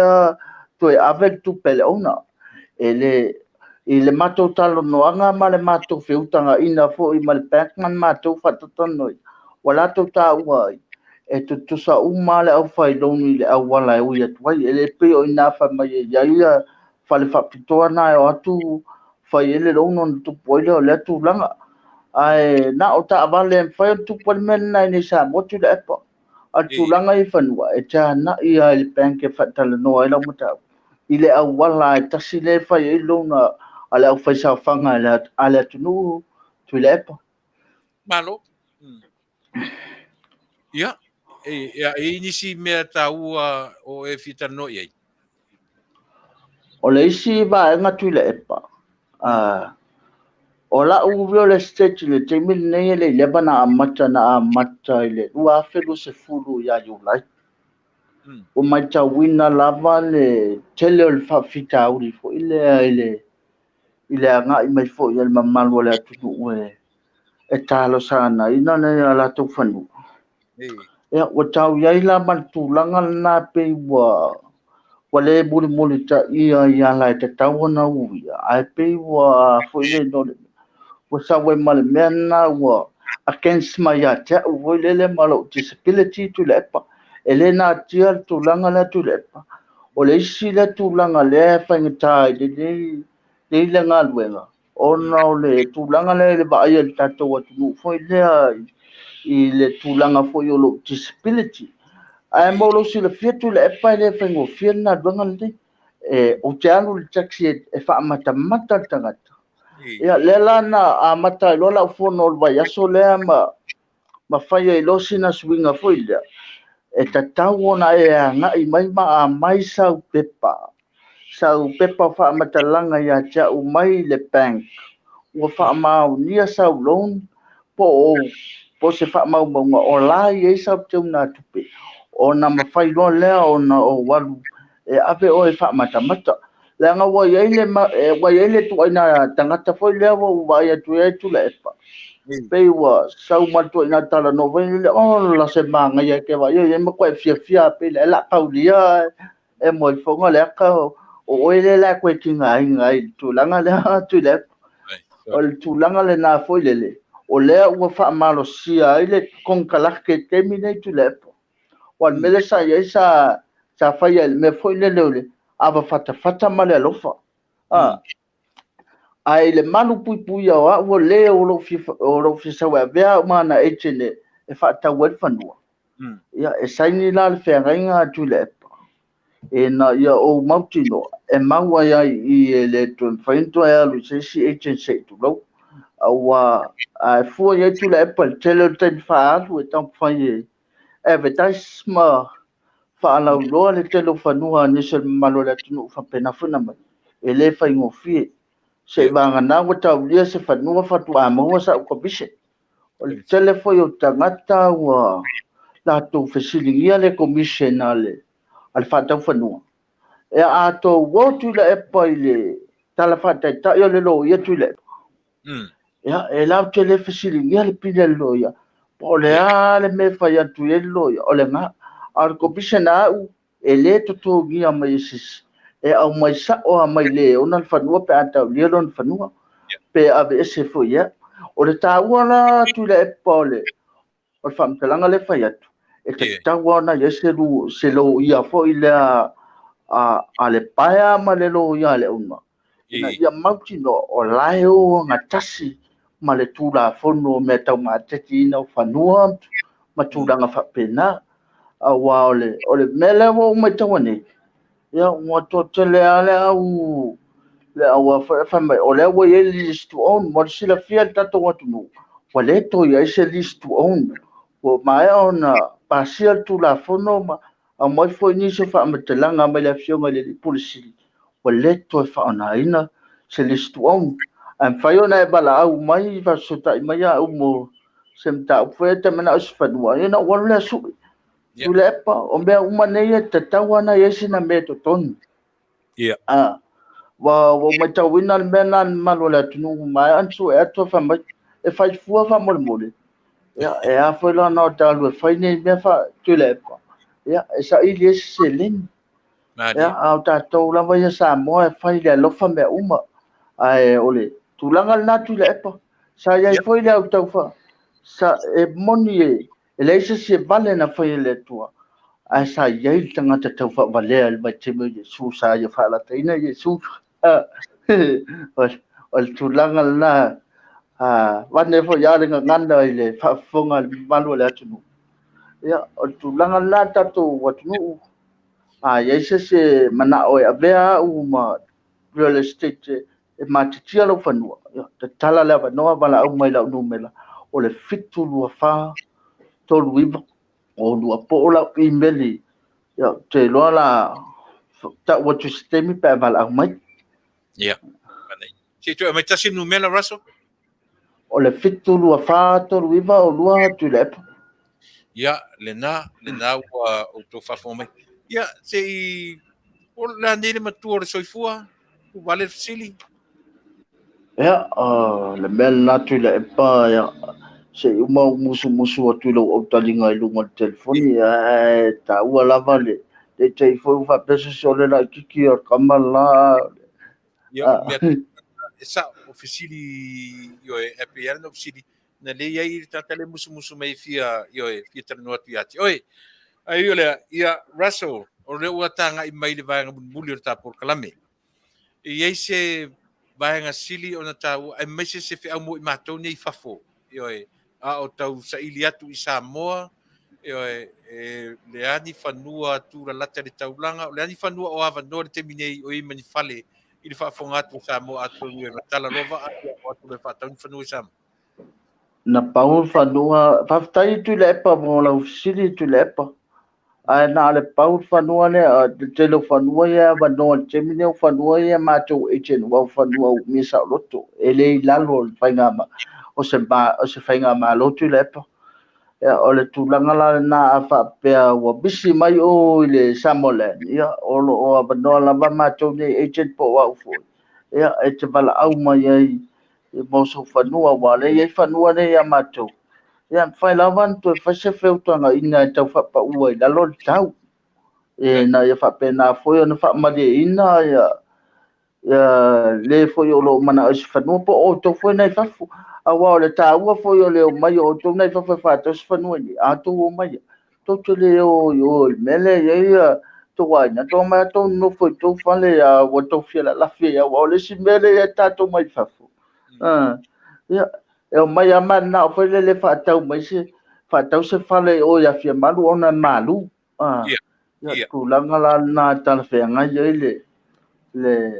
le tatou galua faatasi ia faifai sosoani atu ia ma faatasi e ma le tou lagolago mai i se auaunaga faatauvao le taufai avatu Tuilaepa Malo whaftai Russell, whaftai mo tate mo lefto ata tanoa nei mo le whalau iloa i o lau sunga ma lau Pisinisi tonu o tatou atunuu whafonfonga tufo i Samoa o lo ai tau malele le tau tua ia ai fu temi pe atu e maua Manuia fai maranga tuai nisi o to telefo ila tu o lo fio atu e fatau ni fanua io mo na tu ai ngi Samoa o le la fafte o le ua maua lau sunga io la le va fiso ta inga o ko agents ma le salasi o to ngalu ko ya fatau wino fanua temi nei ai le fa la potonga fai na ye le uchi fai na tu tas wa bla yo te tu tas ya ai fai lava ona o feuta na i maltele o fa ulunga mtanga venga ono le mea nai le sa se tau fai e te anwa o e tau fai a bono o wala te ana i e lunga le pulisili fo o le nentanga venga maso se mea lava te fialu ia i Tuilaepa ai ya o le vang mulu of city o ye se fiso ta inga o mafai o na mawatu sa so swani i le malo fo pe on tulai mai ya a tonu to titi ya o le tua amata ya a tonu o le o fata tia se tasio poloketi fo i lea so ani al whainga malo e pe o na tūrai ma jemi nei o le fa safua mo le au fai whai pisi pisinisi. i Ia o tūranga la nai awe la o tāsanga. Ia okay o lea la ua ia i Pokalame na fata tia. Ia ia se teimi o na lono mai le po a whea. okay Ia le ua ia i Tuilaepa. Le tai ua i tūranga lea. ya me sirina o ina i fa manuianga na mo to la fai business right la la fai numero la la numero tasi fa mon mole Fitu lua whā. Tolu iwa o lua. to luiva o lua ya lele ya o tiene ia no mon muli mai sau doanga yo e mo fa la u loina atili o la pisisi mo tu lai mai o se fai yo mo ta mo pena o no ta tu fai tau ai Ea whaftai la vai lau sungono tū le foe mo le awanoa fo i wha aulo wha penaona e tū ina mai. Ia tem nei o te asuasu atu mai malu i whiga ngalo o le atu nuu pe wha pe o yese ngana wasasi. Ai iai lau tato nunga Samoa e le mawhai o na u whai ale nei pisinisi pe ana le se noa le tau langolango mai. Tāsanga atu mo mia lava le tau langolango le temin nei. Ya o foi tau te va ai le tino le ai o le tino le mea na va ai le tangata o le loto le mea na va ai le tu o le meti o le o afi le afi e lele o le o le mea pito i tā ua lava le na o le tatou au nanga le nei o le a ta mo fai lava le mea ngata ai le mawhai ia tu ina atu se au nanga wha mari ina ai lo loto ya bau lava le a ta sanga ya asua tu ai malu le fi ngalo o se si o le tatou atu nu pe fai wa afia ya ma le baenga buli Tuilaepa te fitau ya o tala lava ia wa nga i lunga pe o le ea o fa pe mai o le mo tu le ia fanua le senga ia na o mai ona tali atu le amtanga le na o au he fa ia tu langa le ma tu langa na ia patino lava ile freehold land em fa ia na fa tu so ses ya ya le se tu langa fa pe fo ile fa pe o tau fe tu le fanua senga le ai le sa o le fa mtalanga Tuilaepa le fa pe a senga fa i upo le tulanga ia ona sainga i le loto le o le a Samoa loto se lo Tuilaepa ia o o tali atu na fa tai mo le no o ye nisi o tu ia lau sunga tu ranga ia ia wo tilo ia ni se tua inga foi le te mina fa la ulo ai foi na real estate ia wo to tele la vale mamalu la tu no wala o mai fa mai wa ulo te tau la bu ile ia ile marketing o fa tu sainga ia le mana ia fo tala ia le mai lunga le ia a fa ia tu ai foi Tuilaepa ya o ta sanga na le se tulanga fa pena tupu ia ya Russel o ai le sua for pisinisi ia watu tangata ma sa ili le ngol pisinisi a Tuilaepa le ngol pisinisi o le commission se o Samoa e te mau ala mai lunga o Facebook en commission fai lava ona ia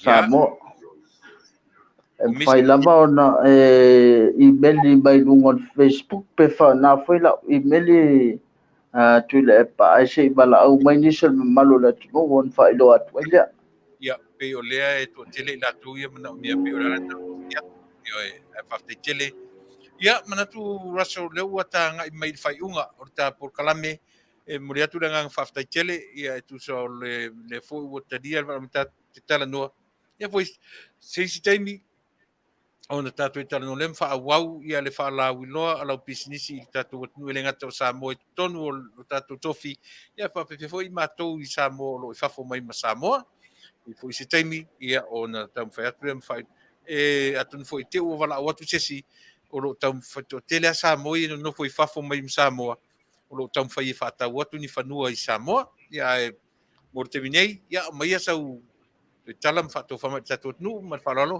Russell ya o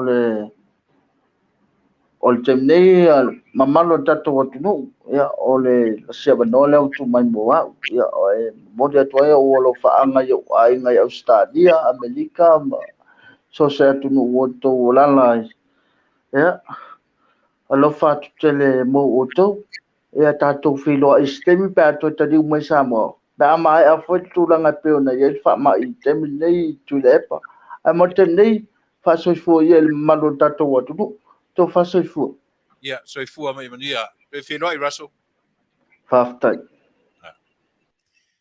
ia Samoa le na ua tau whaafonga mai o le tāua lea o le ma taranoanga o se alo le atunu pe ono tau silasila atu ia I lalo whaamtalaina le na o nei tangata e le e iai ia ma naonga whaapitoa o le tino leo tatu ia o se li e whea I le wheelchair a o se tangata te le loto ia ua mawhai ona ia whaia lea ngā luanga o le tasi lui e whea ngai ma le atari o Samoa ia o le pei e vaai whapena I ailu tātou atunuu ia o ne whaasisi ngata a o ina o e vaai se whanua po se whale ia e tau toso lava si ana wheelchair ia e tau mwhai lava ina ia au ngā lona soifu lona ola I le ngata mole atunuu ia mau fo se le ni e tau mwhai ai lona ia soifu talavou a le tau lea ia mo I tātou o lo tau mwhai whaatau ni whanua I Samoa whaongale o nanga si atari ia e tangata I le o atoa na malo si le tino ia e whinau ia e o whinau I mea lelei ngata mo ia morona ainga ia male atunu atoa ia e whafonga mai telefoni Russel Young ia o telefoni fiturua wha tolu iwa o lua le ngore o company o commission sales Samoa le ngona o Pisinisi seli ia moro tu sil fia Samoa Yo ipi o le vanga le lo wa tu tatu teimi ua to e lua suma lu minuti tale tu la e fitu yo tale tu la fitu tale tu la valu ia o tatu Polokalame male tatu male sui male felo tusi o le tatu vanga fa fire fast ia pe tale tu la fitu o pe tale tu la valu o no vinga tale valu nei po le tu la na lima I Samoa e po so stemi ai o mai ai lana sunga ia la fa pero ona tu ele avanoa ia e fa tala no ina mo terminei I tasta tu pesele vai ona foi mele fa au rol tatu ta o pule no tu tala no tu ai I le vaenga o le tui ma le va ai ia ale la lolangi wa lai ona manatu nisi ma le lava o amata tupu wa e le langona ma le manatu lea Yo o le tui o lo ia tonu o le vaila au o le tui ia le upu whapalangi le ta o le clow o le tasi le na upu tasi na keyword o le tua inga lea na tua inga tama tai o Melissa o le vaila au e clow e mumu le vaila au e afua ai ona tui tu tonu o tatou tino ona clow lea ai le leilo whamtalaina tu mea na nga ia suenga ma vatu ai masina tala whaasoropito o le mea afua mai ei upu ia ua whaonga ina e le nei tina ma ia tau alanga ai le lalolangi ua whaasisena ai mai se lava tatou kirusiano e mai se lava tatou kirusiano ua alanga te mai tai lea langa mai lo tatou kirusiano fa o popo ia I male theory tangata kirusiano se a toa e lo male mea matua ia le ngata tua ia le vaila au tua ia company na faia vaila au tua ia I la tou io e ua tua ia o la tou o tangata o le kalesia satani po e kalesia lucifelo le ala ua lain fai mai o lusi felo lea o lo i tonu o le vai la au lea. Ai le le tatu tata noa iai, mo tatu mata i tuina, ono tatu no nofo i le marisila fia male malama. Whaasese ina le lalolangi i theory, i o e conspiracy theories a tangata nei. Ona o le tina lea na whai o le whistleblower, ia po i la tofu i u whaatupu le tala ua ili le pū ma tau alanga i le lalolangi o le mea lea u whaapea o le awa ola iai ia pea umatatu pese lea usi mela u whaafonga.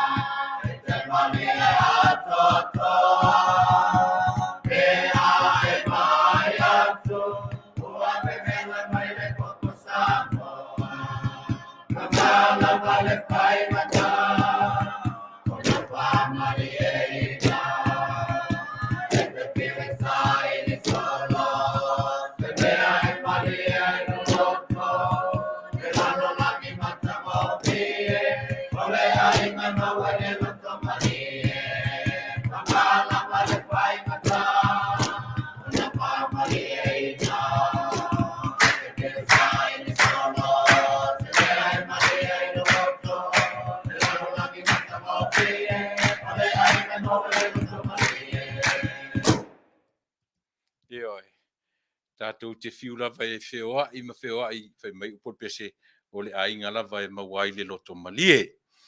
Ia, Samoa e manatu o lea o le a tātou anga i mai vaenga le o tātou Polokalame ina i au tau nofo sila fia, ia ma o nofo malama i fo i mau lātou i le tāua o mea tātou te vaa iai o whesoua i nai le lalolangi. Tatu te li toi fo i Samoa i oe i mea o loo vesi ai lo tatu atunu i se vaenga o la Polokalame Lenei Afiafi. Si o tatu tala noa te isia i nei Amerika, ia maneva ai ia Amerika ma mea ia o loo tula i mai. Lea la ua ala langa i nisi o tatu tangata Samoa la vaia. Kerisiano Samoa, la ule taea Kerisiano Palangi. Ona o le fafine lea na uta ua le suafa i le tatu Polokalame o le ngor tu mai tai o Melissa Strickler. O ia le na ia ili ina le wha ili, pena ia ili ina le pū ma wha ailoa i le laulangi. A mea o le vaccine le tatu te iai, o le vaccine o loo iai tutonu, there's a glowing components in the vaccine. Pe o upuna nai wha ngā o le glow, tasina keyword tau te Fasa mo la Fasa mo le upu klo o le pula po le mumu pe mu po pe o le Afiafi le ua mumu mai o le vaai la na o le fafine la na nofolo i lana vaai fa o popolo ia i le tina ma le components la le one of the components pe ona tatu talano iai ua taua o le luciferase yeah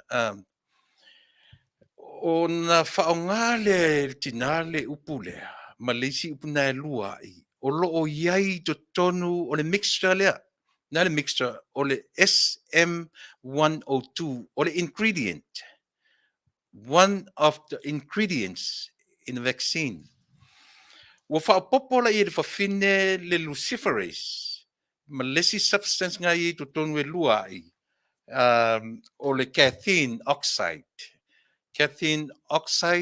ma le luciferase o upu na e lua ua whaopopo e le tina i to tonu o lana pure na ili ia po le as a whistleblower ua ia whaopopo i to tonu o le SM102 o le ingredient au ele iai lai to tonu o le ingredient lea ia components ia ua nofo tina le whaopopo iai o le luciferase ma le caffeine ma le creatine o le creatine oxide le leila ona tatou malamalama iai o ina lana feosofi mai lo i totonu ma le tangata kirisiano ona o le luciferase te i umana o latulanga i le tatou i le history po le me mawai le upulea o le upulea o le luciferase na invented le tangata i le 1885 tasi valu lima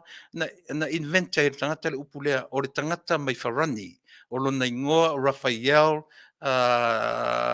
Tupas po Rafaele tupai ia le Samoa iai o le tamalo falani na sana fai a tau te o mun le history asi tano pe i le melea ua no fortinale o Melissa ma fa au popo i lana pepelo le na fa tupu i le lalolangi o le vaccine le tu ye nei tatu o le o mea o ngā si ai po ingredients o le vaccine o loo iai to tonu le luciferase ia ma le creatine oxide o mea ie lu o le luciferase o te ia o terms o le SAE ASE ne fa le upu ale upu e derived mai le upu Latin language o le Lucifer o le upu Lucifer i le ngangana latina po o le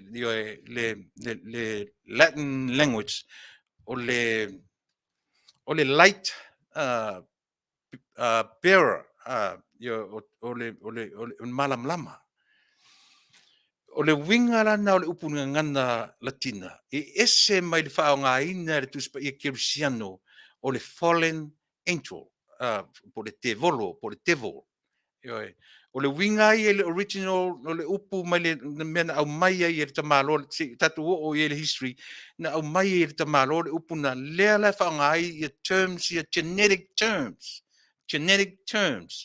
i le upu lea o le luciferase Lucifer Ace fa popo ele Ace SE ele o lan malam lam mawau i terms fa fo maina terms yo derived mai le ngana latina e kai pe o le lua upu o le luciferase ma le luciferin IN ma le ASE ala tiro la it wat paula tasila si mta upu sa tau yo te fia e te mo le angor chemistry te pe o le upu le o le ITE pe a fa popo e tatou le sodium chloride e saurola le ITE fai ungo upu ia po le sodium un tatou role o le salt yo o le fai tatou a le ASE la ma le IN le fa ngai ia o le merta o to tu la wata mai yo o fa fo mai la tu tilo ia on terms genetic e ta o genetic terms yo la tu te fa mtalaina au I le sa o le upulea o le Lucifer. Lea ua whaapopo e le tina i lana pūle na ili mawhaalau i loa i le lalulangi. Le upu Luciferase. Lucifer Ace. A lea lala uanga i ave tātou le history e mafua ai ona au mai e le tina le mele. Manatua.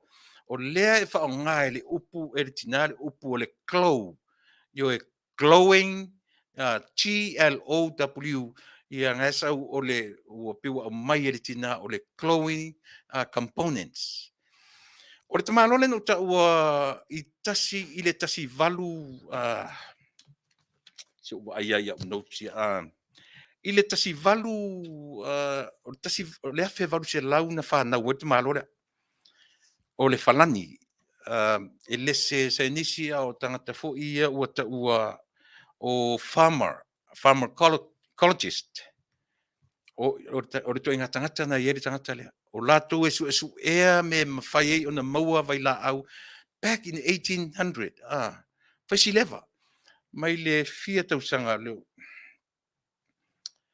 tu sa fua pi tausanga ma le tausanga nei lua afe ma tasi o silinga ma tu sa ma se lau tolu fu ma leono tausanga a le afe valu se lau valu fu ma le lima na fai ele research ya tangata le nei ngai research ai mo me living creatures living organisms ia po ona tau lolo le va ai ta maloa ma nei loi fingo tor sami ia ma insecti ole lau ele ma ia va ai lole mele o le malama le upule na faanga ina tele ile sa ilinga a le tamalolea o le tam fai sa ili le malama natural light from the living organisms or living species o le lalangi e iaila le manu e tau o le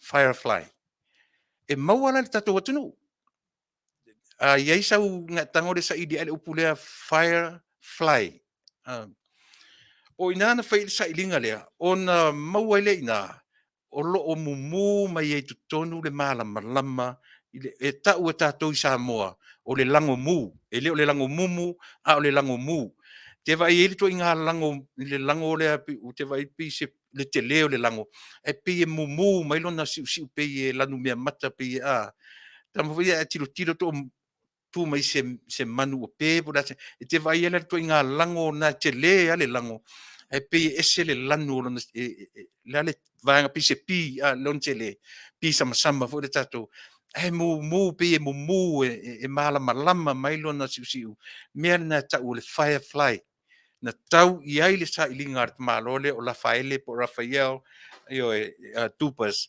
mai ai loai le ai le malama ese mai le moon and the sun ese mai le malama lama e natural e maui creatures o le lalolangi ia po species po organisms living organisms o le lalolangi e afuai ona no folo le malole o i fatoa mawai upu ia upu pahalangi ia na no mai upu te malole o le luciferase ma le luciferin Lucifer in ma le Lucifer ase o upu la na lua na inventor ka malole ma le mafufonga o te malo o le famo o le luciferin e na te au maia le malama a le luciferase e na te whaatino ina ngā luenga e na te whaamumu ina le malamalama lea. Na taule i originalea, na nofo lele original, a o upu i na au mai e tama aloe le ngana latina e le i referinga i le angelu fo i le na te voro le na pa uma le langi po le ta utatu o le fallen angel le utatu whaingoina o Lucifer.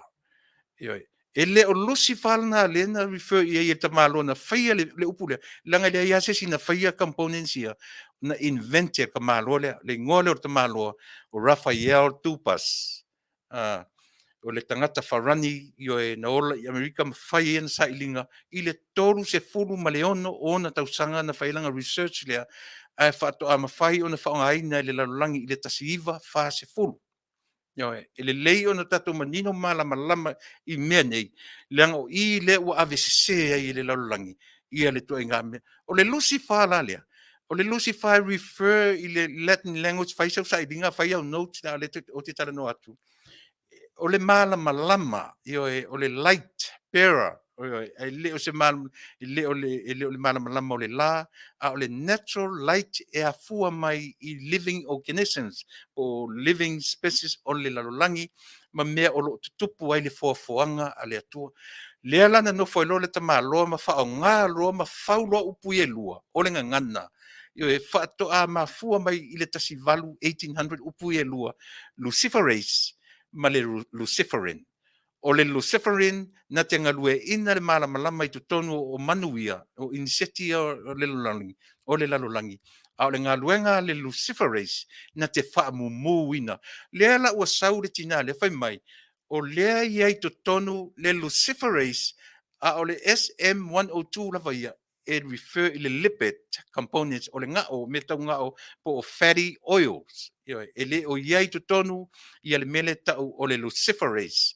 A lea ua whaapopo i le tinalea ona a langa role o le whawhine lea o le tinale o Melissa ma tau le lalolangi o au le sa uwhainga ruenga i tutonu o le Fasa o le mea na o lo tunai mai o lo o iai tutonu le Luciferase i tutonu o le vaccine. Ma o le Luciferase, o le ngā ruenga a le Luciferase po le Lucifer. Tatu tana noi e le Lucifelo. O le ngā ruenga a le Lucifer e na te wha mumu, e clou, e mumu le melea, ma mu ai le tangata. Lea la whai mai mawhauwhaunga, o lea ua i tutonu o le vaccine le foi, le components le Luciferase, e nat e mu ai le tino tātou nei ua tui i le tui. Se whautala iai. O i la lea e te tau o na malama i le tātou atu le Samoa e. Aua ne i lua whesasi lau whaafonga. O na philosophy lo le ma le Christianity ko kong i build dai lo ma le latu conspiracy theory o le tui oti e le o se tui e olai. A fesilingi ar da malo le back in 18 ai se a ua i whaonga ina le upu Lucifer ai tangor te malo ma refer i le Latin word e le o le fallen angel. Na refer e le tamaloa i le tūlanga o le ngangana i lona amatanga ina ia malamalama le mea o lana sa ilinga na whai i le sa ilia o le malamalama e mumu mai tutonu o mea ola na fausia e lo tatu natural lights e leni mea le peila o le morile susunu mai o lunga it's a man-made e whai e tangata a pe o le winga lea Samoa ina ia mawhai o na malamalama i lo tatu watunu ua tuu e tinale o Melissa matau alanga maili pu ile lalolangi aua ni teikina se sile tui o lo o iai Lucifelo o mailo matatu tangata ma wha maala malama le tala whai mai o Lucifelo o lo tu mai tua o ila tu whai le tui lea wai e sere manino lea ua mai whai mai o Lucifelo o lo tui mai tua mai ai ma le world ma le new world order ma le new government e whaamatala i mea aisia o le danger lea mo meo o theory a tātou e whaau popo a o le no fo maritangata o le tamaloa na ia whaia le sa ilinga o le tamalo ingo i ala whaele tupai po o Raphael Tupas o le tamalo Falani is a French e le se o tangata la tu te su ia mo meo sa ilinga o vaila au tongo fitia ai ia po la tu fo ia ua taua o pharmacologist ia vai se au tatu o le ia vai mea mau tatu maninoi le ala ua ta milo au le au kersiano mar ta ua i fua le pope paulo fa me o le tua o le te volo o tangata o Lucifelo e ka pua ia Lucifelo e se fa utala te le me o iai le me o le tautia mo me o conspiracy theories ia ma fo fonga le fa vai o tangata ai ma fotu itinala Melissa Strickler o ia le na sana ia fa vevesia le lalolangi ia mata uai o le Pfizer's whistleblower vai e manino te mai tai alo e Pfizer sa ringa tangata i uta ua tua Melissa Strickler ia marita loa e ngoa i Raphael Tupas a spela i le whaalani o two boys a lo na whaaleonga pio lena uta ua or D as David, U umbrella, B as boy, boy and girl, OIS, two boys, two bus. O te whamtalatu i mwhaina e alu e whesoswani tau te o whaatasi e whau whaatasi melea. Ina ia mawhai ai ono tātou tū lai whaatasi mai. Whaase se ina tātou keusiano i mawhauwhonga ia. Ona o le ingoa Lucifer. Eoi. E mawaile upu Luciferase. Or the components, there are two components created, invented by this man, Raphael.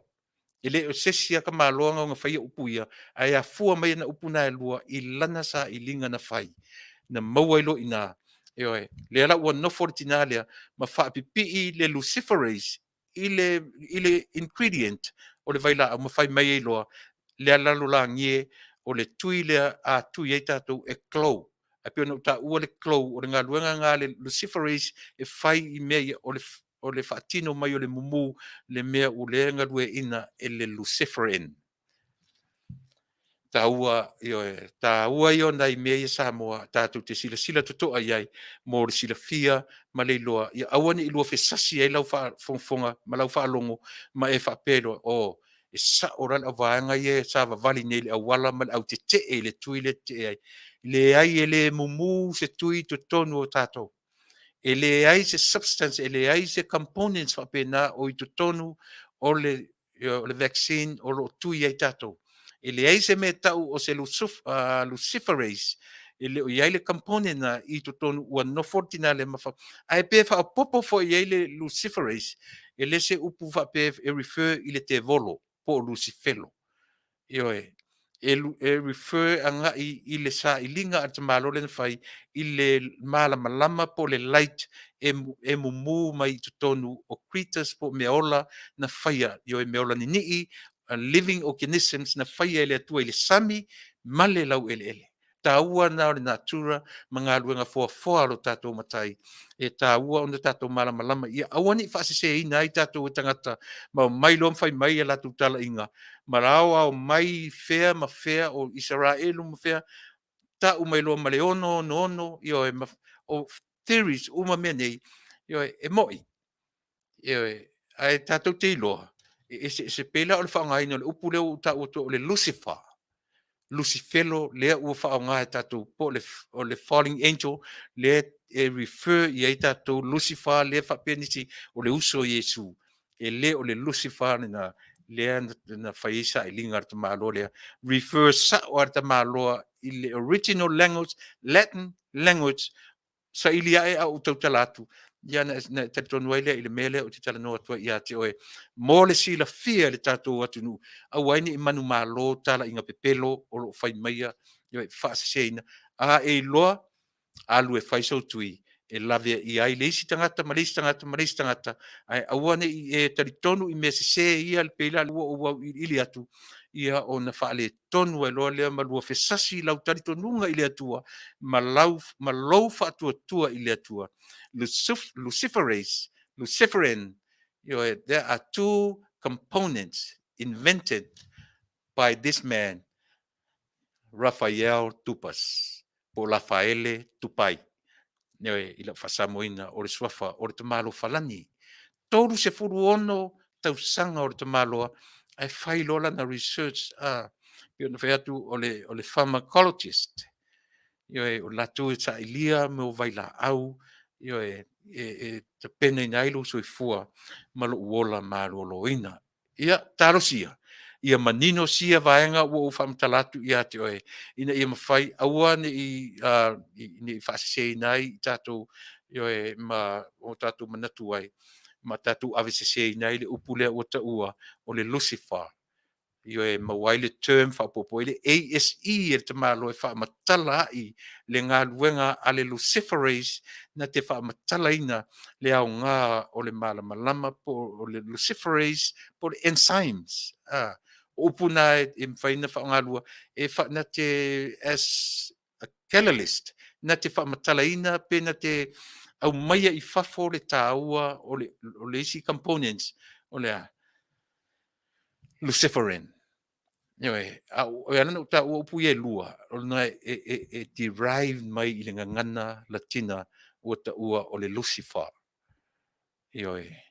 po o Lucifelo le masani i tatou ina ia wani faseina tatou ia ore na langona Samoa i lau faafonga ina ia mafai ia ona fatu mawina tatou i le fatu tua i le atua o tatou tatonu iai ma awani ave sei alu e fai se ia vanga nalava wa e musu lava o e tuiro tino e peila o le tala si utua fine le na matala noa ai sa o tam fai ai fa manino iai what if ai pesia tatou i le fa mai pesi e la vea to e malesi tangata na e to e manuia mai lea ai pesia lava le na tangata malu atu ai o a fa tatou o le a se tala tatou te faia o le a se moni o le tuatu to e ola pea a ua umana oti le tangata ona o le tatou whaatamala malo tatou whaatalinga tuli i le tūlanga lea ia pe whapena se tautua ma se unanga tatou Polokalame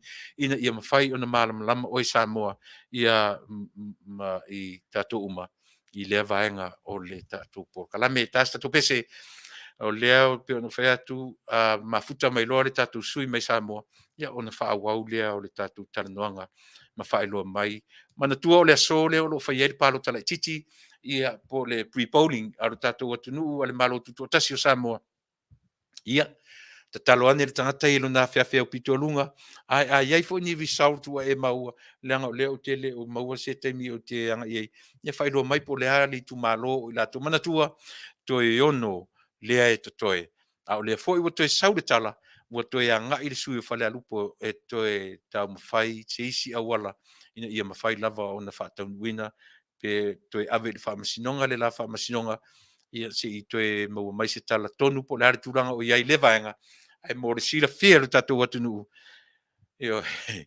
o Lucifero la le lautana o Lucifero tonu la le tau tita ua te volo e le malolo la le Lucifero la e le Lucifero le fetu e o le malamalama po le light bearer a o le malamalama a o le Lucifero tau whaaleanga ma le Lucifero le na o le Lucifero lana e le o i tonu o le vaccine se le tala le o whaase nei tatou e le se vaccine a Lucifero se mena whafonga tatou pese ia o na whaua o leo tatou Polokalame ma le wha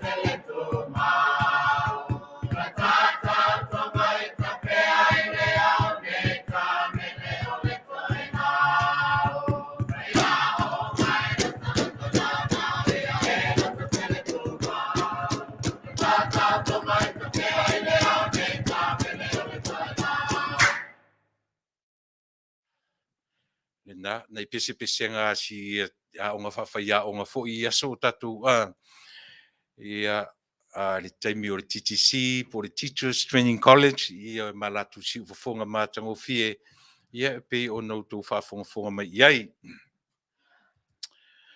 Ia le vahenga o la Polokalame Samoa o te mana tu whanu tala noa tu sita māloa fo lea whialua ai le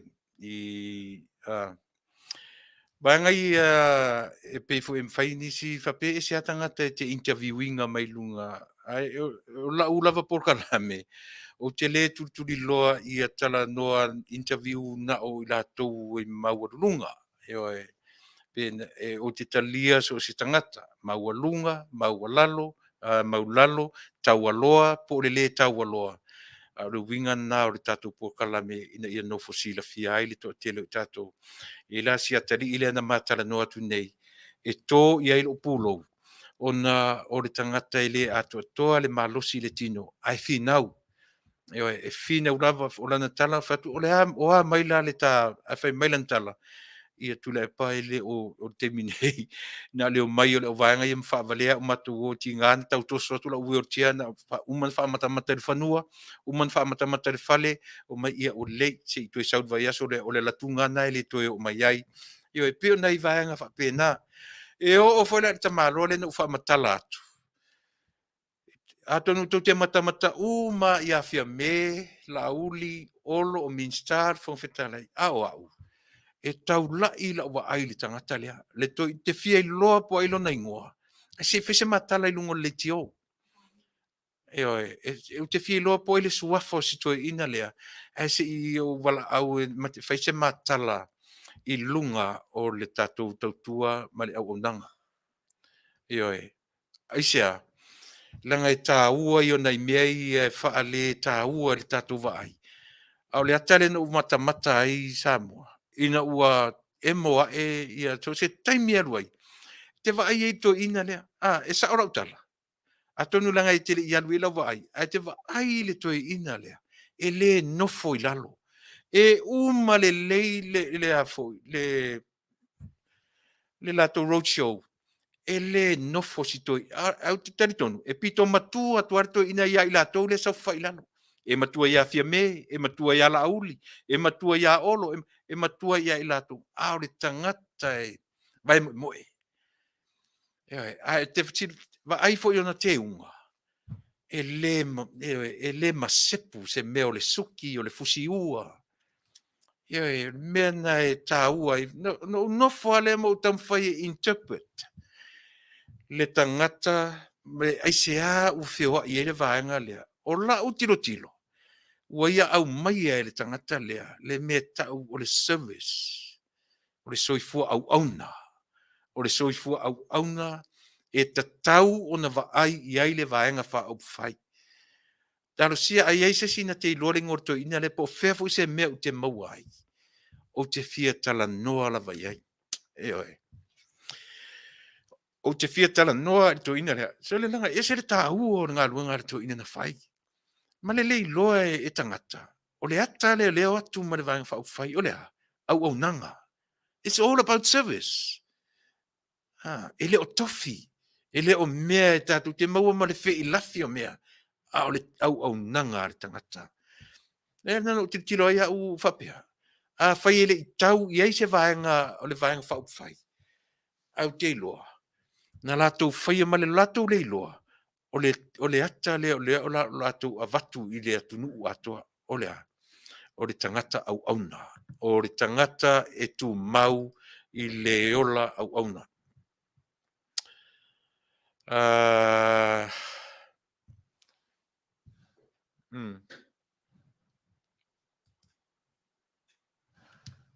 Si o vai tu langa le po I tatu malo le ua.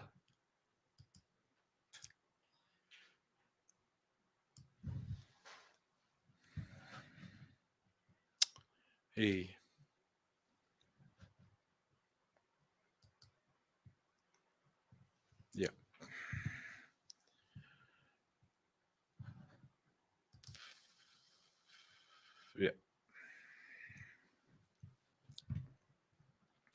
Ia pe fa pena yo e fa malua tu tatu Afia o le se tau o tau se tatu ka mela ma I tatu Polokalame fa mon mole ia le utu e sanga tonu mai.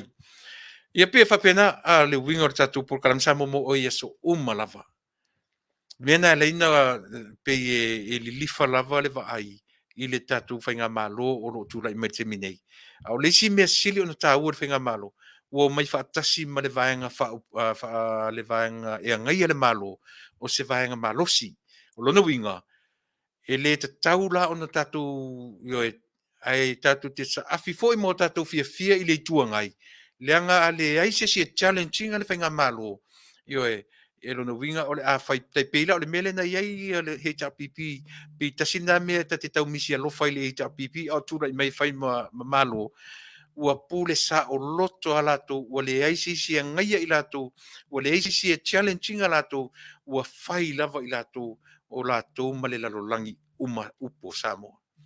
Ua sa o loto a le lato pule ua pule fa sa o loto ua pule fa Hitler ua pule fa komenisi aisia o le ai o se vaenga wha fai mena leo te wha ia I le malo fau I le te minei o lo tūra I mai le vaenga wha fai e challenging a la tu whai unga whai e tupu ai le ala mai ma le toa I a la tu whai unga whai e le moa ura vai e to tasi mana Polokalame o ta pese aleluia wa iai se vaenga wha upu whai e whai ma la tu te ngai ale malo ina ia wha tupula ia pea le fi nau ma le fi nau ma le fi nau pea o le malo fou I le tula mai I le terminei.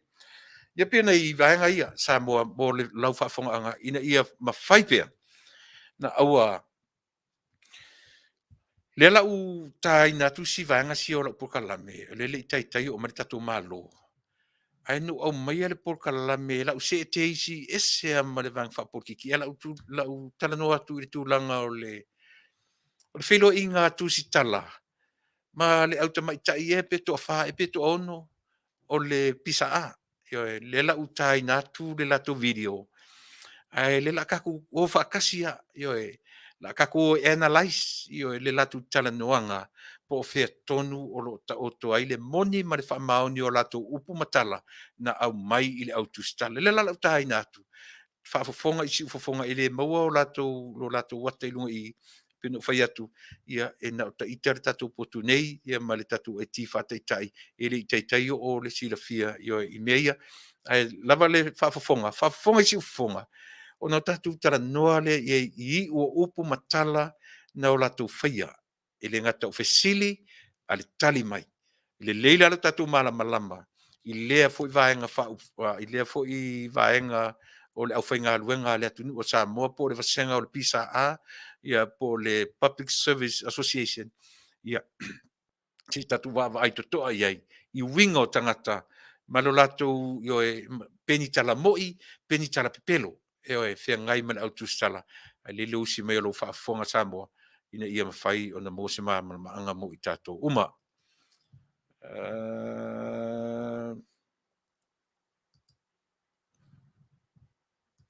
ele amana ia mai ia se fatala ula atu o wa ole tau kon karate o le au whainga luenga Malo.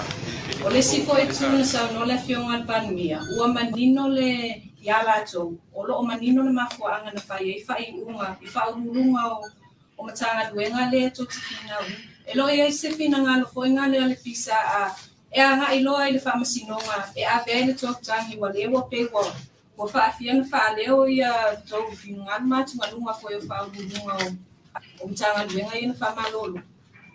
marufa tai ele va pea na mato tusi le palemia ai la mato o loa e sala pule male komisión albenga Malo po le ale sa una palemia mala na fai unga maute uste ia ai o fa tatia fai merita mai tai le sua fai a kalameli tuala fai misi au na milo nei o ia le plestene il pisa a le ento fa fonga melon si fonga e fesili atu ia le sa tu fa fonga fesili a sautali E le I whapea na mātou tusi I le pale mia, ai mātou tala noa I le PSC. Wait a minute. E le whapea ua mātou tusi I le pale mia, ai mātou tala noa I le PSC. Ia, po le Public Service Commission. Alan mea tusi I le pale mia. First of all, why did you write straight to the Prime Minister? O le mafuanga na le tusi mua I le pale mia. A lailo le leia o la tou e ui I le PSC, po le PSC. E le mawhai o na ui sao, o I le ta o toai le mena whai le malo fau, le malo tuai. Samoa, ia manino ata le whauau le tatu video lea. O I le na tupu e whale tonu mai le vaenga tuai, I le tūra I mai o le HRPP, matau ave le malo, I le luas furtau sanga. Grab atua mai ai le HRPP, mtanga luenga malo, e iai le pisasi, e iai leo, tu ui lalo le wha malunga ale kapeneta. Pule solo atua ai le kapeneta, I mea ia tutu atasi o le malo Samoa. Oi, PSC, leo, maisi matanga luenga le malo. Leala ua masani e tangata nei, a ia se me mana oi, tamo mo isa o ia Tuilaepa. A ia se me mana oi, tamo mo isa o ia Tuilaepa. E le loe tangata nei mea ta ua chain of command. E le malama, po o lai fo i malama. Ai ua masani la le system le na mai le HRPP fai o lea. Pulea le kapeneta mea o Samoa. Lea la ua mai fai mai, mau te fia o ilunga. Ai mali lie. E le toe o sao o to ilunga. O le o toe whaatulanga Samoa ilona tūlanga e tūlanga o lea. Toe whaafo I sao mai le kapeneta tuu le malusianga lea I le PSC. A tatu tala noa I le hire and fire. Tatu tala noa le PSC. Hire ma le fire. E hire oe, toe fire oe. Tatu tala noa I le PSC. E le toi eila se avano o tō tusi sa o ilunga. A whaina hire oe kalameli I le PSC. E tala noa la o tō Na fo I se taimi o tō tala noa mai tau le mea tau o le social dialogue. I se tatu o tu iai la tu tan tatu tala noa fo I le mea tau o le social dialogue. Ai pe ono tō sila fia. O tangata nei o le lua afe sfuru ono. Nano nofo mena o tamaita ia I le tofinga I o le pisa a. Lona winga, e le 5 tausanga taruai. E le 11. E le 11. A le nau mai ma o le generation la le nau mai sa o a misi a tol PSC, misi failotusi, misi si vaenga o le malo, ai tau feturi sa o a ia Tuilaepa. Ma sani e la le generation lea. Sani e tangata ia. Ilea. Skipi a toa la vaisi vaenga. Ai a fua mai fea. E a fua mai le HRPP, ma le lato pule, le na fai ia Samoa. E pongi sa o marito a telo tangata. Crap mai il kapeneta, e a fia ai ma le whamasinonga, ma le palemene. Le ala ua atu le malo fau. Toe whaafoi le palemene I le fonga fetalai. Whaafoi le hire and fire le winga lo tala le hire tata e haya inga oe. A vea oe tatwinga luanga. Fo I sa oe I PSC.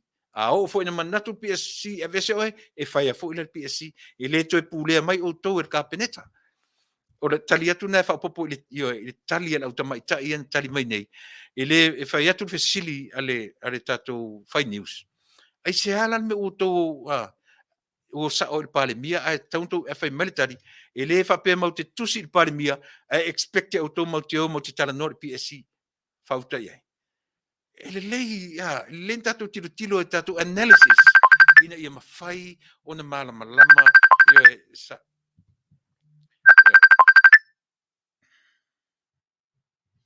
ia si tatu tatu pesele se tala no tatu malo fa mole tama tatu pesele fa mole. Hallo, telefoon. Ia, so lilima. Ja. Ia okay. Ia okay so. Ia. Ia la faina leo lima lea o le lima Samoa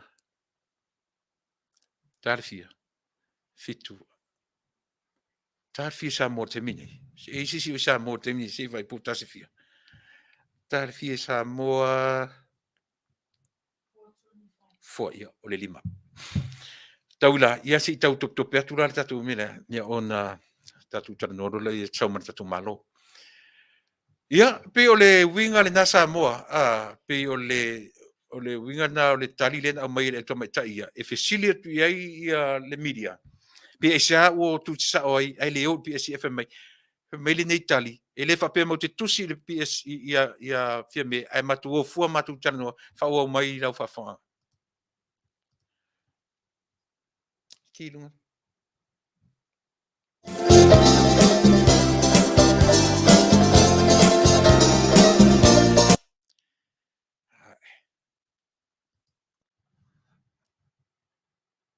Yanga ia ma fai unga ua fai i avano fa kon kalati e moi o lai fai i le ai lo o tu sai mal tu la fondo le mo te loa ia e ia na i lape ia fa tino i fai unga nei ai le tu sai mal tu la fondo le foi la mo te ma fo ia o le fai unga mulmuli le na pe a fai ai alwa lua ia o le court lava le tali o le nonga ai pensa soan ya tu ia mato lau nei ia le yonga ya mape ia whakatai sili nana toi whakapopo tua sa undoanga tamaitai ia la sanoa Christina Pisa ia a foi monsila fia o kon karakter whaurulunga amtanga luenga ia kon karakter le va le whaurulunga ma le minsta le amtanga luenga pe o le sile tulanga na lai foi na ave sa olma to tusi palemia ona o ia le minsta la le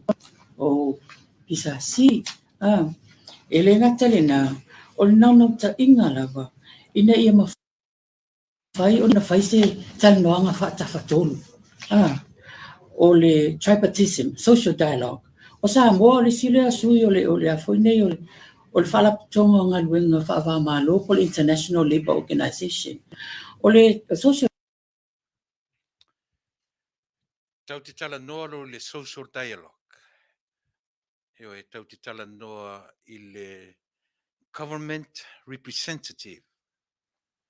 Po le government rep. Tau te tala noa i le employer ma le employee. Employer, government rep. E pe a tatu tala noa i le me tau o le social dialogue. A ola i le rep, e lona winga, tau te o la tau o le employee, o le employer, o le employer, o le PSC. Rep from the government. Oi, e mwhaila o na ngata mai whailau tusi. O le whailau tusi, a le pa le mia, po le whailau tusi o le minister, po ai foi, e le mawhai o no tātou o sao, pe a tātou o ngaia i le mea o le ka o le social dialogue, ia ma le mea tau o le chain of command. E te tau o na malama ai e se le fuai tua o le tau mawhai o to maitai nei, e vetea le tūlanga lea, ai tau mawhai e la saoa i lunga, a whai lena masani ai i le o sao i atu i la epa, leo whamatalatu o le tatu Polokalame. Leanga ua vetea e tu la epa mea sa tau na masani ai, le atu nuu o le ui uma mea i le PSC, tangata whaingaluanga uma o le Malo, hire and fire from PSC. E le whaianga mai, mea whoila na le whale tonu ai le whailo tusi o le maotafono, na ua atu le vaenga fou, no nofom Fasa lau a mai ave ese mai i le tai o le palemene, ai no nofom matofi le ila lena tuli atu nei, le iai le tala noanga lea, ia ai se manino uma pe a mai ar tatu Polokalame lea, usi me pia lau whafonga.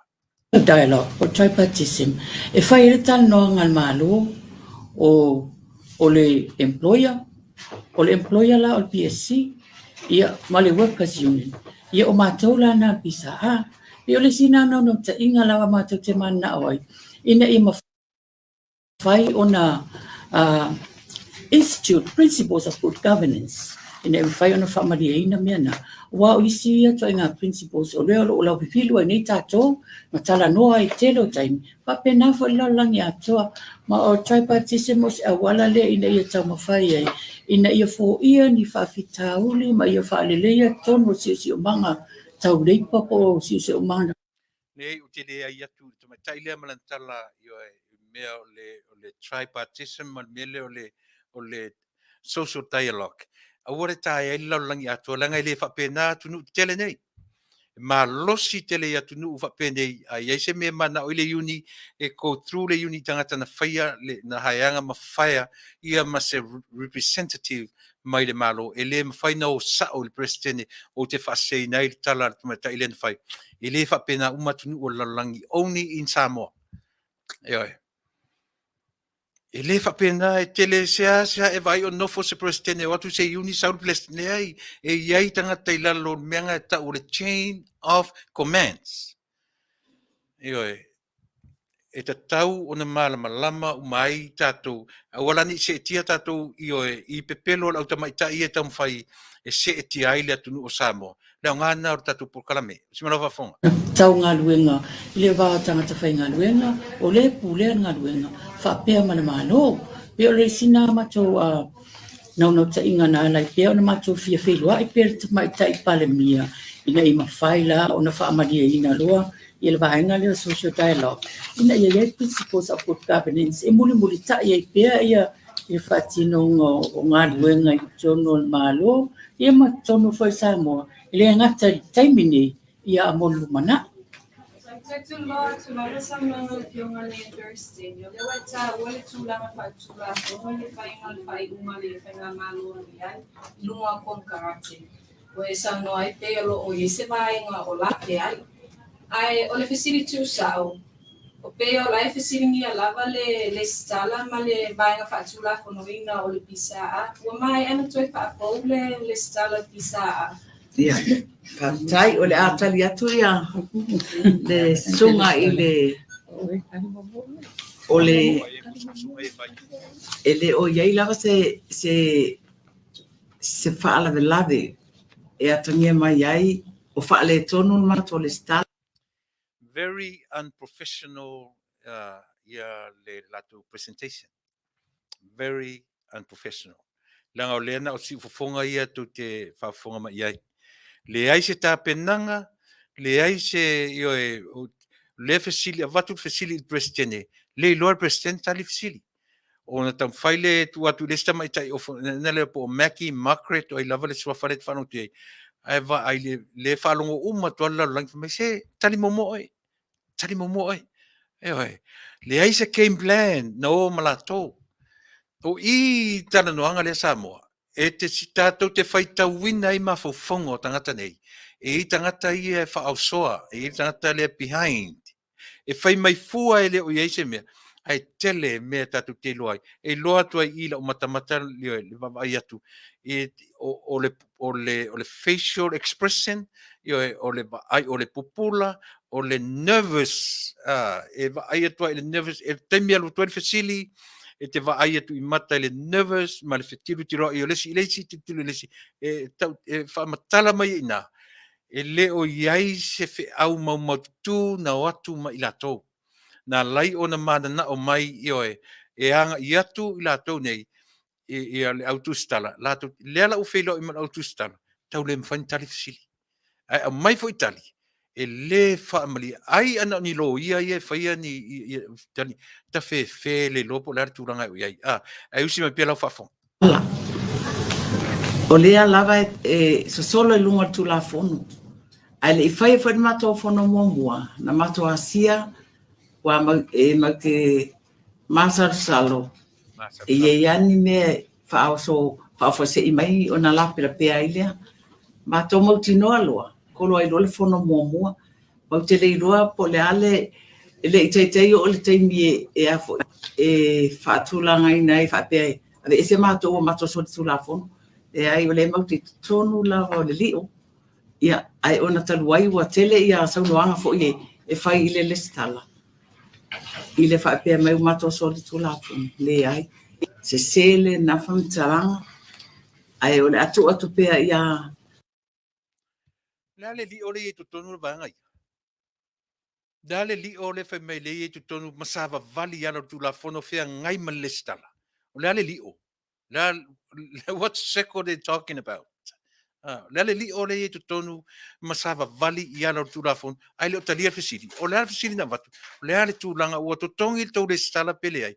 Le la fai mai sava vali tu la fono o ma tu tongi asi tatu va ai le talia le sta mai tai o fona ena le ne utafa.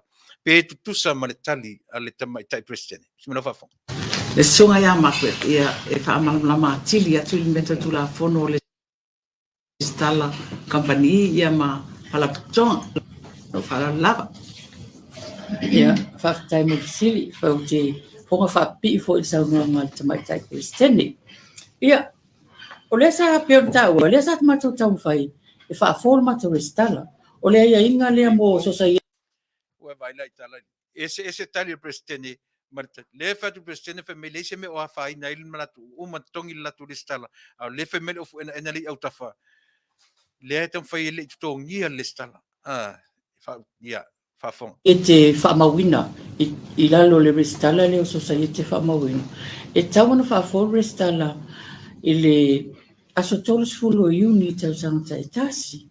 O tau sanga tua nai, sa tongi matu tupe whaafol matu restala. Ai pangalea matu atu nei. Au ole tali aina whaafowina matu restala. Ia, ole matu society, ole matu financial year, whatoa umai ati sema. O Januari te sema. O lona winga la, whatoa mwhaina whai se matu fonu. Pea la tana, umana matu society, umana na audit, matu accounts me whapena. Ona whai lola matu fonu whatau sanga. O aia inga lala tula fonu. A whai lola fonu le, ona tuule tono a fwini o table ai financial statements. Pe tuuluma lau a fonu. Ma ia pasia, ia na whatoa ma whai lea ona ave restala I lalo I ole. Le foi nei le matanga renga Pisinisi ala Manuia malipa.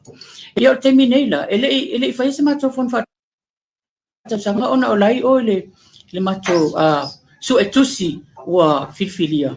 Le mato fon o ia mato financial statements. Ia mai a foi nei on mena le a foi nei e o lo o yese tu langa foi le e tau misli lai tite te lo tangata whapea o tu e se ina mātou po le whawhowina. Ai whatua mai al mātou financial statement ia December. E le isui al mātou financial statement I lana mako constitution. E ui lava o sui financial statement ale Malo from July, June. Al pisa ia o le calendar ia January December o lana financial period nga. So whapaea ne ia December. Ia whatam whaile ona whaile mātou pono whatau sanga e te polai mātou audited financial statements. Ia ave foi la ia e whamali e ina o tūla fo.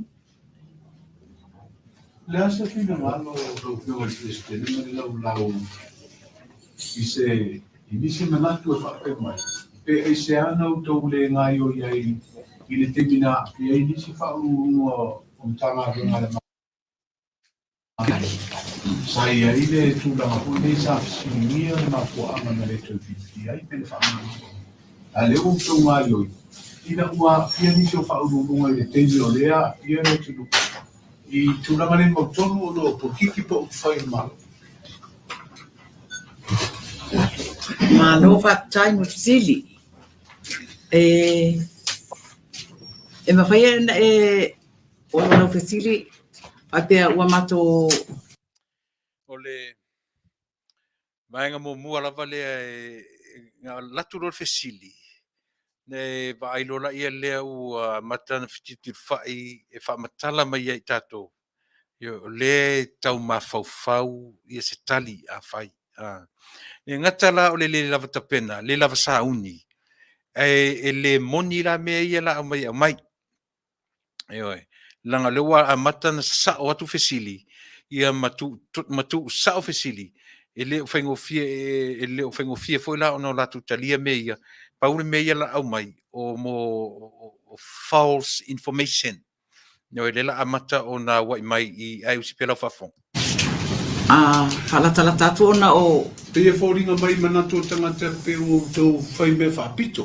Ia, whaptai. Ona whapeo le atali i o le sa pāle mia le na whamalo lo, sa whamalo lo whamalo si e whamawhai. Ma le sa lo i si. Ia, te skoi whai lo tu se pō. Ia, whaptai. O tūlanga na, o la tōta whamalo lo wa tuanai. Te toru pe wha, e o fo i tangata whaingaruanga i lalo mai o CEO na. Sa mātou tala noa ina lava. Whaatalitali na awe le PSC e whai ia le whainga whaawai fo ina le su e sui. Whawhiwhena i loe Samoa na latu whaatara noa ina mta upu nei. Whawhiwhena malama le atu nuu e moni ma whaamaoni a latu tala ia mai na latu tala noa ina, whaatara noa ina ia mta upu ia tu lou le suafa pali o le uso fo ia tau. Ioe. Wa tasi le na keisi o lea pe e o onga nei matura i mai. Ioe le ave sea o le uso ia pali te malelangi. Le aise ngā luenga tangata nei na ono noa e lunga. Ioe, ma whapea ne, a whapea o le uni. O le uni e tau mawhai ioe e pui puia tangata whai ngā luenga. Ioe. O le ngā luenga la na pe a whapea o le o latu consider themselves o latu uni members. So a whapea o le uni. O ana whea na whaafonga ile atu nuu ua a mata o nga ngai mai lunga le pisa a mata tu whaalongo le tau sanga lente nei ua ftura i mai le pisa a e fight mo pali, for example. Leo te tala nua tu lou pali leo so leo whaingo ina o leo whaingaina lo swafa. Na iei se temi na whaalongo tuai i tātou le media sa mo ua au mai a mea pisa a le ua tura i mai e fight for pali. O iai ni tūranga whapea, lea le mea le tau mwhaile au tamai tai ia e tau mwhaile au mai, whaataru tonu ina i Samoa.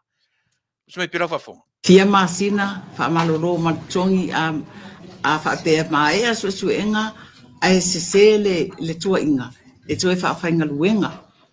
A o vaenga la ia ua whaamalolo le nawai tau, a le i o mai le wa ia tatad fongi. Sa whaamaunia so tula fong. Ona wa iai le lape tonu o lato au nanga. O whaurulunga fo ina sa iai. I lato vavai lato pūlenga. Na iai whaale tonu i lato tangata whainga luenga. Sa te le fo i se lost po se ngawal malo. Iai ona o le ona sila fo i le whaurulunga le ian tangata whainga luenga. Na ia lai whaamaunia i le whaamalolonga e le PSC. Mau te leo la sapsapai ma support tangata sa whaale tonu malo. A o i le neitar vaitau. Leo whapea mai o le CEO o le o le vai o le recent wa whaamalolo ai ia Lenei Pisinisi. Let's say no, Alofipo el presidente tuala. Baby na sa tuanga i Pisinisi. Sa ili mapo anga o fai o fai o tanga tanga runga. Al temile je tanga tanga runga. Tu tele ia ngai sa o Pisinisi. O le no tu tusi anga il parmi o il ministero o Pisinisi. E sa me o ese. E sa no le o sa o la il comisi. Ave isso tu langa le fa malo lo ai sa fa le tupe o le sa fa le tupe le sa ho isi ia whaftai sa mato sa Vale na mato fisilingia lava le fionga te fono le taimi nei ale taimi na ile whaamalo ino le whaurulunga tinamta mai tai. O nā tonua na mato talanoa ai, ma whaeloa mai, o le lape o lātou wala ina whai, e ma whai lava o na iai te awanoa, e koe extend ai le konkalake, pei fo i o le ofisa o leo, malanga assistant lea, na i le waitau a lea, sa mwhaina na to extend le whainga luenganga. Ai ona ua le o ia le lato pepa le whatu la whanuna e saini, ina ia whaawau pea ia le te tainga a le CEO le tinamata mai tai. len fa malolo sa o iloa o su enga fo nei e winga i CEO ia wa mato motinoa o le lo ia sili ma le clerk of legislative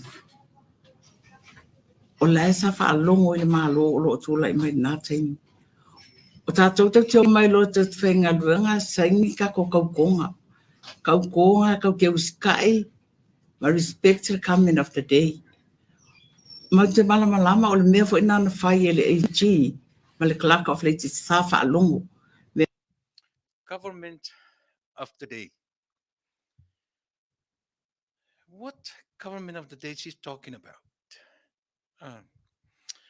Lea lava la ua latu au maia pe o na whai atu, lea na watu fesili.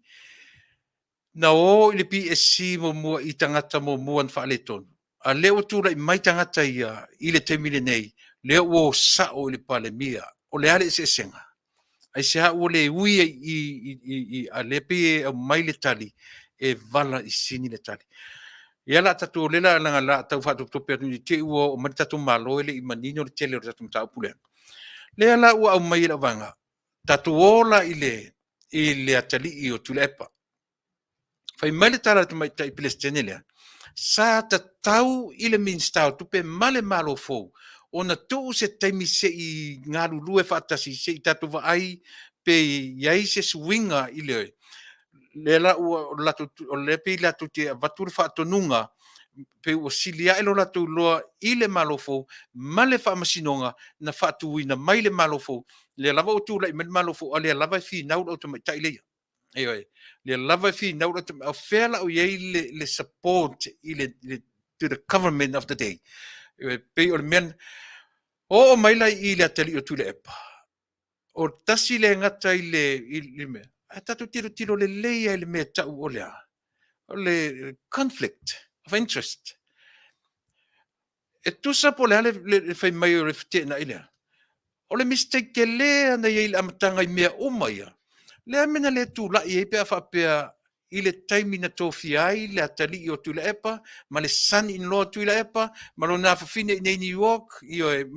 ma lana whanau i tofinga maurulunga o le malo especially i le mea tau finance i se amena le step in ele o mata ia pe a fai le fai mai ele o iai tu tonu o le latu constitution al pisa a le mea le conflict of interest e fa pe fair tu la fono ne fai ele ofisa o leo e sa i se tamapo se tina se uso tu fa fine se tamapo son to lua i to tonu o le ofisa o leo o fe tonu o to ele sa o ma fa maoni o mea ia tam fai o tam ta ia e fa fanga mai ai le tatu nu e ui ina le o fai ona talia fe sili ale media e si me pelo fa fonga mali a o ma lo tatu malo e talo lima lo va tu to sulu suma lo minute ta lima ia on tu lo lava no tatu malo ai si me pelo fa fonga ia si tatu si o tatu nuti mea fatasi atu mai lato nei.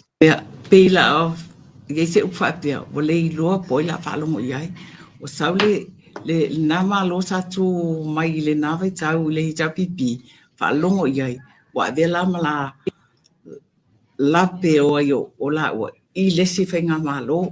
Ala sa usi sila fa Palestine o pisa ame meta o famsino a mai le mo famsino tua ia ila tau fa tonu ina famsino ia usu fono le lo ia sili mal filo tu so fono o fela le tu sila tu sila le mo na me famsino ma po tu sila ile varta ma to pengar le mai sa tu mai na fa me fa longo Ma te whaalongo lava ia tau o tangata whainga luenga. Ia si whautala le tali. Se whautala le tali. Ai atu. E whai atu po e whaalongo i pe whaalongo i whaamasinonga pe whaalongo i a whi me whaalongo i lea ia tau a tangata whainga luenga. Ai whaafonga me usimena whaafonga. Musunga lava lenga pa ia te tangata. E whai ai. Tu te lea mana ia whinu ngaro whaamasinonga. Kau ke amanga ia fo le whaamasinonga. Ai ona mātou le mau te puipuia ia tau tangata.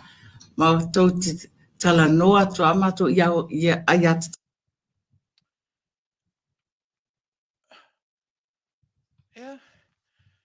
O tau lea e puipuia ia te tau o tangata. O ai e puipuia ia te tau o tangata. O le ingoa le nā o le vaenga wha upwhai. O le vaenga wha upwhai e puipuia ia te tau o tangata. E whapena foi pisa a. E le wha lau te lea lau tō upu mata lau tangata umo Samoa o lau tō mtawha ioi le nā o le puipuia o ia tangata tau i Samoa. Pawale le me ngata ai le li o tau o tangata whai ngaluenga a le Malo. Ai le o tau tangata e puipuia ia te tau o rana winga. Le lava lau whamatala me le awanga ia o la tau o sui o le HRPP po i la tau e puipuia ia te tau o tangata. Oi. E puipuia ia te tau o tangata. Ana whapela tu te puipuia ia te tau o tangata. E la tu te matua kou deeper i le case o pali i sa ili po whetonu oi. O lo iei le sao ma le moni ma le whamaoni o le mera. Arona pona. Ia te whaau tatu mta upulea o le ua vetu ua o mai tatu Malo. Ia e sirifu on taua.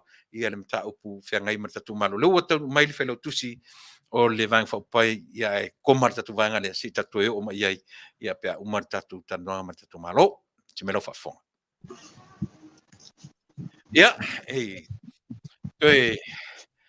Tuia Lenei ia matoa e matoa i le anga whaatalofa i o e whaftai i lau sunga i le lau whakalainga se laura ia po lau whionga fo i le autostudio tatu mana whau whai le fu toi wa ia ufufonga au le lei le tatu Polokalame o Lenei ato ia se fo i le whaafonga tatu Taunuu ia whaftai tele po lau teimi whaafoi nei ato te tasi ia ua lava le longo pui e ia o le tatu Taunuu Malo Samoa i mea o lo tula i paitonu o le tatu ainga ma le tatu vaenga whao Pai, ia, tika le avanoa, si ia le tofa, ma whaataro mai tatu o tunu, sa lau. Ia e wha malom whaftai atu fo i lau sunga Tuilaepa, lo tu le to tu le foia, wa fo i se Manuia le long puri e li ina o le malu o le tatu o tunu o lalam papa au i meleke, whaatalofa tu o tatu o tunu, le au whaafonga, ia tena ni fo i sunga i whaafenga taulangi, so se tasi whaiuna au i aia le nei Polokalame, ta lofa lava. Malo le whalau Manuia. Ia, tati amatalava si au maia, so lau whitalainga tale aula, le ha se tūlanga o iele tau le tātou atunu, ia ma le vevese o le nei aso, le urua aso le pre-polling, palota le tātou atunu man whalol. Le aso le nei na amata mai lava i malama o le la ia e o mai fo i al taimi nei, ele vevela o lo angi malu pele fisanga mai i le to lau ia manai fa malu ina ia le tatu aso le wo mai le Afiafi nei to ia se anga tale o le lima nei ia lo Manuia me umol pre-polling le na tapuni nei la foltolu ia malaua pa nga solo na vala au le tatu center ia le fai o tangata na palota i lea ofisa ma lea ofisa ia po le foi no fuanga lesa lang mawai ma fatali ia le tatu o tunu e fai ala tu palota. Ia, Malo, le asau tanga i waa lau whionga le whelau tusi. Ia tamata ia le nei aso o no le meo le whiangai ma le aso. Le a se tala tau sila i le whianga aso loa inga o le atunu. Ia, o la fwere tau sanga le fua i ai le pre-polling. Whamon mori. O le pre-polling e ono suma lima tau sanga i mawhai na avea loo e matangata mau pensiona o na maua leo la vanoa. Vanga na ai wale stala ina fo i ono lo iai ni to atunga ia fatasi mai la tolo ia ia fianga tu mau e mawhai lava ona le stala ma anga ia tu e whaile la to palota pe o le aunga atoa e wha ma i tūlanga fo i o avanoa avel wha mua i la to si singata i la to fo i e whai ia no fo Vale ia mai la to e tuai ona la wha whaingo fie ana ona mau e la to le avanoa awaina i te o mai ia nai tangata mātutua. Ia mau te los fufuanga lei lava le pre-polling o nai e le ava mali mi ngau ia i la tau nei e leo atua le malosi. Whawhewhea i la tau o le atu ua le atu nuu io e mai la tau wha tu ua Samoa ia e palota tangata i tonu o le whatpuipui ma tonu o mautanga sengase. O le mautanga sengase palota au te le mai lope i at whatpuipui e leo mawhai ana palota i la tau se o te le malamla mo te muso e wha mau se yo sa ili ona ta watu le list le au pui au te mautinoa le ila to mo tanga singase lai ave ai el fa mua ale mtanga luenga ona tulanga male ale fo yele faino mai ne ane tu poi fo fa le lave ia tanga i le tula i mai o le whenga palota ma le whamasinonga a whale alupo. Ia si whaisa utala le fo ino wawai atu pisa e awai pe le ai ai pe o nae te la talata i le vanga leo las e sau sila ma le wha atoaina o le tala o le whamasinonga. O leo ua ai ua lele mai foi ua toe iai se loa sutu ngai toe ave le tangi le fionga i le whaipule sa io se whaisa utala le vanga le wha mai ala stofi sa fa wa waile ia le tatou whamsinonga nana mātou mautinoa le manu malo o le fitalainga ia fui ono o le sunga whawhenga inga le sa ia sainiina le pepa matalia o le monotanga. O ia fo ile ana ia toe te lava. Se fulu le fasili sa tultuli au puai e fui mono sa rona sa vea malo ia fui ono tenina Crichton. Ma o se fulu buina fasili e fa pele tali ale sunga whawhenga inga. Ioe, o le fitalainga ia tuitonga manaia pe ni Amina Junior ai au o ia e tautua i le matawhale alon tama e whapena ata e se furu leia whaila na tala le na mai tau mai ai mātou whalongolongo lai wha maoni le sunga le whaife au la na sila fia me tala whea ngai ona whai maila na mau sa tuli lofo ia ele ia kionga e fui mono lea na e sau noa ina umae ia le sau fai por fa futu foi o le afionga ia e au tima ia au kuso lua felus fulu ona e fautua ina lo lea ia pena e fatunuina loa e au e te tau lona faila na montanga ma inanta pena mai ai ia vanga ma palpala malo e fatino el montanga ai au tima ai se au ele fai ai ina umae ia le sau fai ale fitalainga ia tuitonga manei ia ona tali foi le sunga al fai ona sa il matono ele mfaina fai se monotanga ele mfaina fai se mata fale ase matai tautua e paulea e mafaina ia tautua ile mata fale po le monotanga alona tama le fionga ia e au penia Amina ia o le tulanga na sa ile tali ia mo na anta toiloi ele mfaina fai sa monotanga le ngata tapo le fioanga au le fo solo mai le kalesia ia ma le fatino e peila na motino ai malo ia fui ono ia al tulanga ai ave al famsinonga o tali o ia la tou moli mau uma ele ia se moli mau na fa mutua mau salisa na mau e fai le monotanga al vitalainga ia tuitonga manaia Malo ia o se la sanga telele mo tonu le loto i fale o tatu ainga i le fa ma avenga i le toe ono palota tele ia le ngata nana honto sisila mai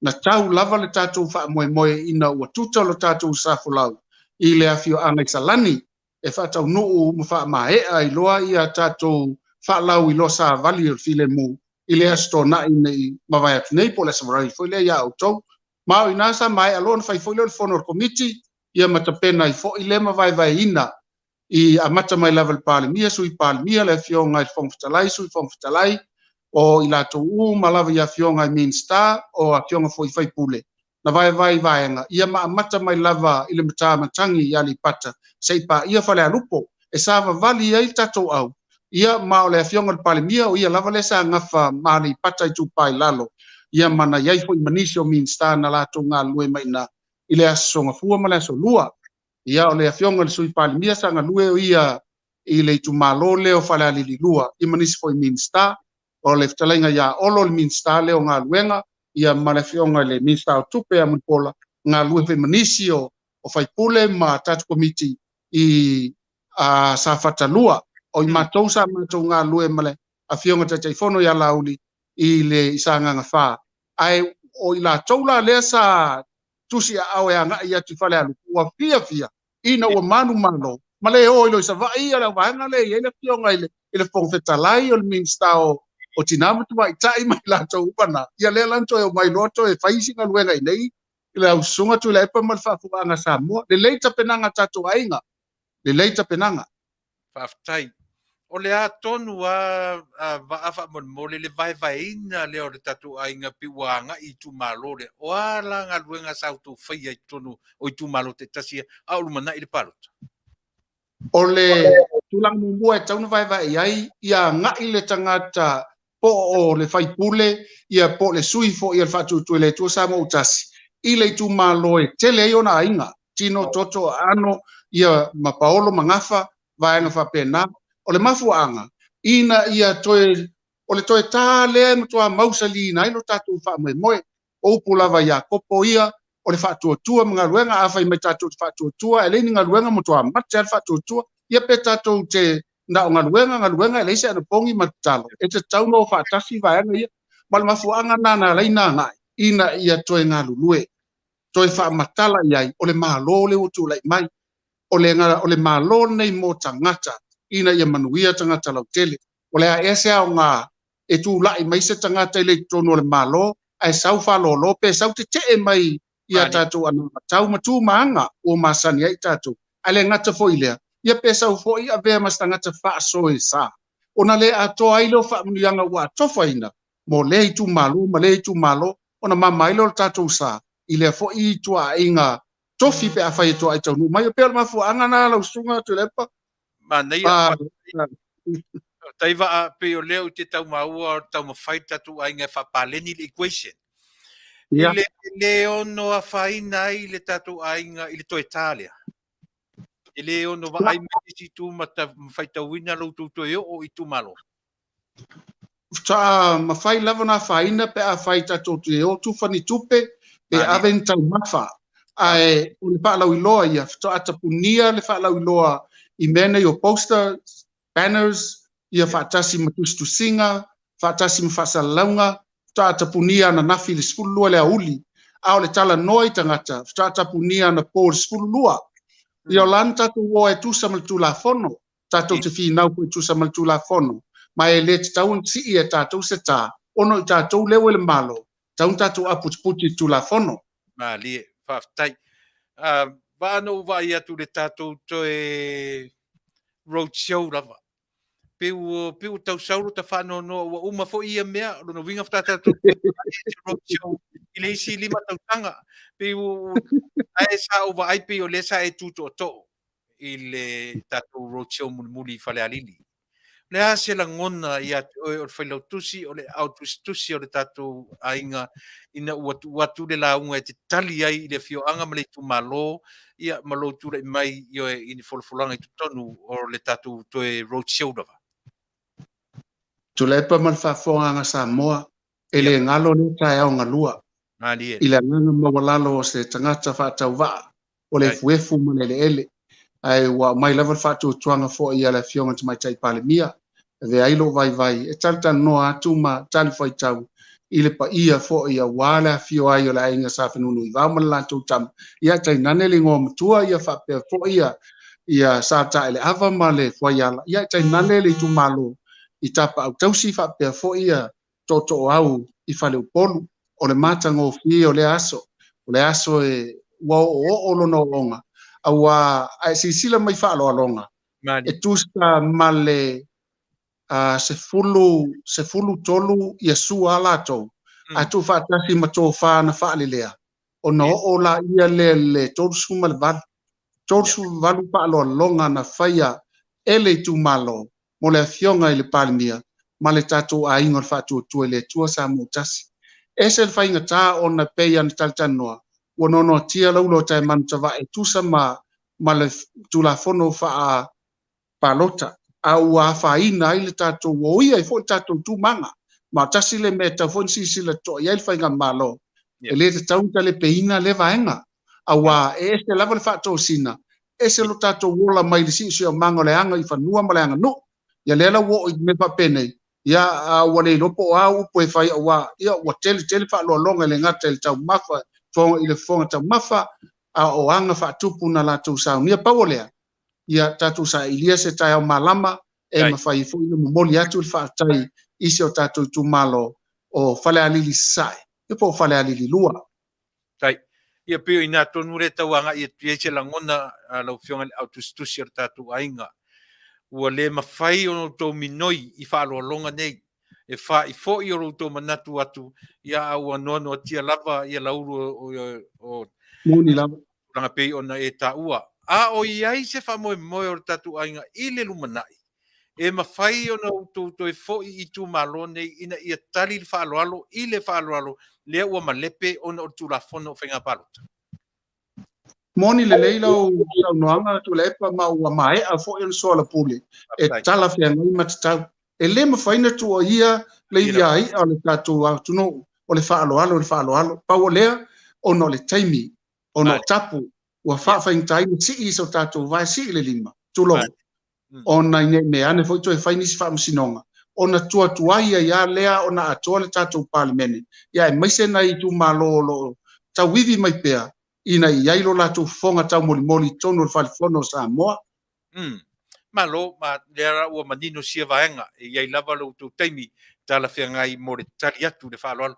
Tupai, nā rua tu tonu o lanu moana, ai sa ufafu o lea se vaenga, na tatu ainga, ma le wha moe, o le tangata ua liua, o le me e, nā rua tu tupai, o lona ofu pena na latu pawa o lona ofu lanu lona ofu a lona nganga o tatu ainga pe na liua fa fose ia tonu o fa ia e pe ia tatu te o tala le ta mataina o le fa tua mga luenga o le na faile nga luenga le tatu fa tua le tua sa mo tasi a fai u mai tu pa I lana sa no ngo fa tua ile tua le tatu fa tinu ina fa tua lo mga luenga ia ma Vala au loa e le tatou taitaifono ia fetalainga fo ia tupai. E maliu mai pei luma. Ia o inasa whaatino lona ngā luenga whaatausala a le fioga le minsta o loa po teunga o tupe. Ia mai a whaia mantua fo i o le tu malo le na soifua mai ai le tua a o muripola. Ia ane. Le alau vala au le fioga ia muripola. E fio mai. Te toi whaala ei sei ave ese la ei toi fa la ei lava ia le fonga tau moli o le tu malo ese le matago fio le aso mana vai mai lava na tapa mai lava tatu taitai ia le fonga le tatu fonga le aso ia matu nga lue tu loitua so e mai le ofu a mai male ula ia avatu le lumo ia fa tini lo fa boy o le meta ua le o lo mai tawina o mauar tava no le o mana tua le sa utala no a fa mole lo fionga filo tusi o te fia tala noa I tangata lea, e maua.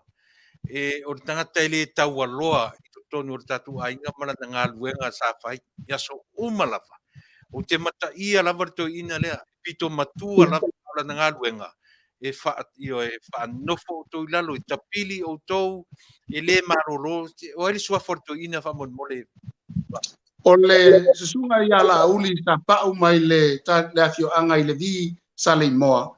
Mal tosi la fia se tasi le te mali na ia au na le tele o malo fa alolongia na fio ma fe Samoa e o lava le taimi na fio mai foi el Pisinisi o Britania o ia foi le sa au nai e o leva na au na ia le susunga ia la uli sa pau o leva na au na malo te tele uma Samoa o ia le na tu matila e fai le ona sa o ina ia fa pitoa mai tono le fale tali malo eki grey ai le ave ma Sheraton pe yo nana o ina mai ai le tamali ma lo fa nga ina lava I le tamali e lo tatu ainga fa tasi fo ma sisi tamai wa to lua la ua e fai le le I va nga uma e o voi taimi tatu tonga la ua pinga le na fai o ia lava le sa au na mai o mal taimi nei o lo o ia fai le tiute o le va ai le o tatu malo va ai le leila fi ngol pale mia ia fa tasi fong fetalai ma kapeneta ia maso se tasi avel fa alwalo tatu tuno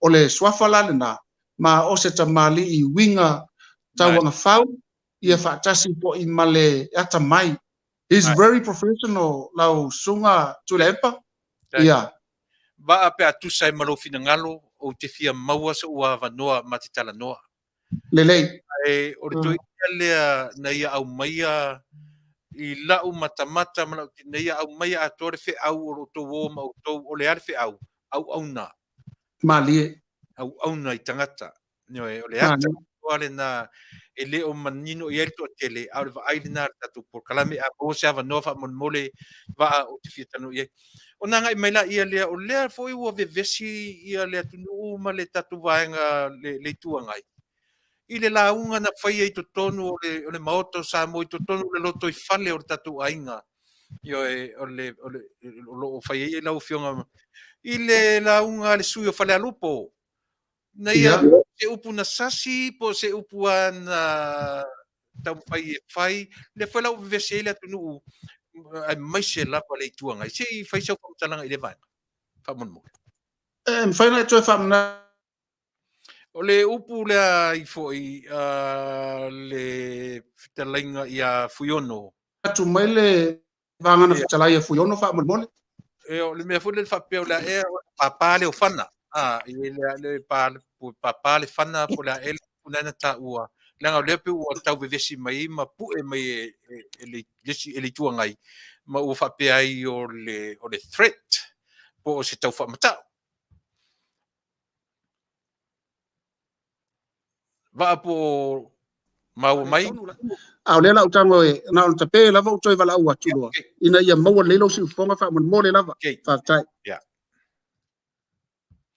ia e fa pena lava io o si mea tatu fa pena Samoa io e fai ma au e tiaru ese o le se i na le toe ese si toe moa se langona io o le leo ia ona tae fa au o tatu Polokalame le tele nei mta upu ia fisili ia i mo le silafia o le tatu otinu ia tonu na ua langona le mai tai lava ia o le saunoanga foi le na fai o le lunga o le fia o yo telenga ia fuiono lo le tau matau atu na ia ta wai le papa fana po le ele ale pu au mai o se tau fa matau po se threat po e manatua le vaenga pe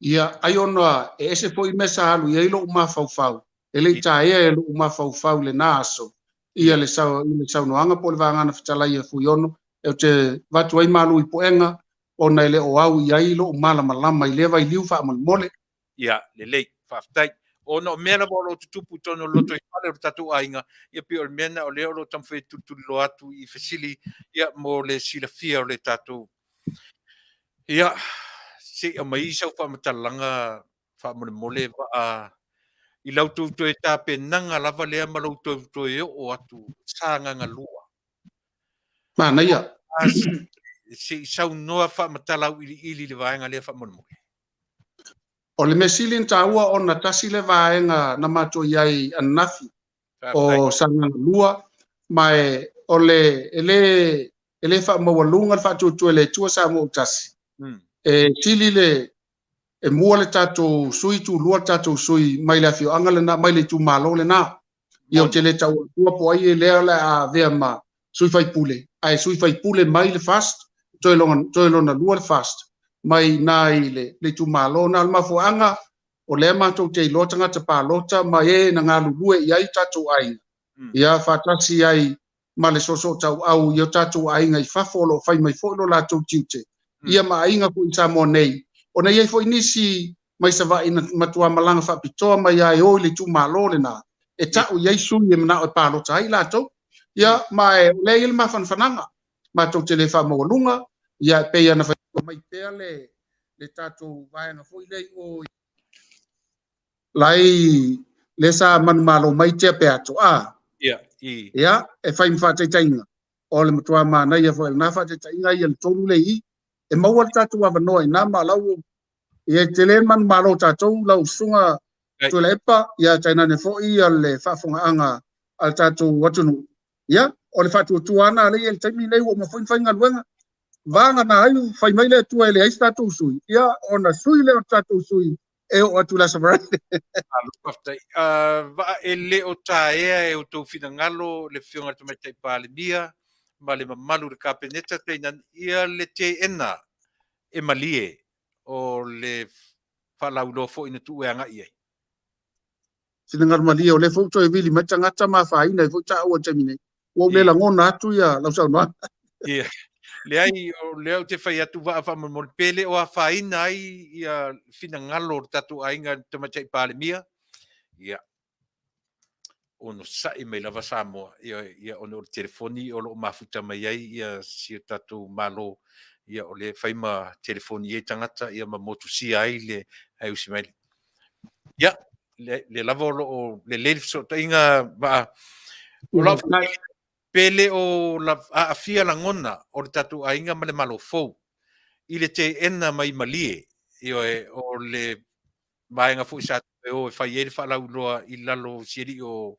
falongo ia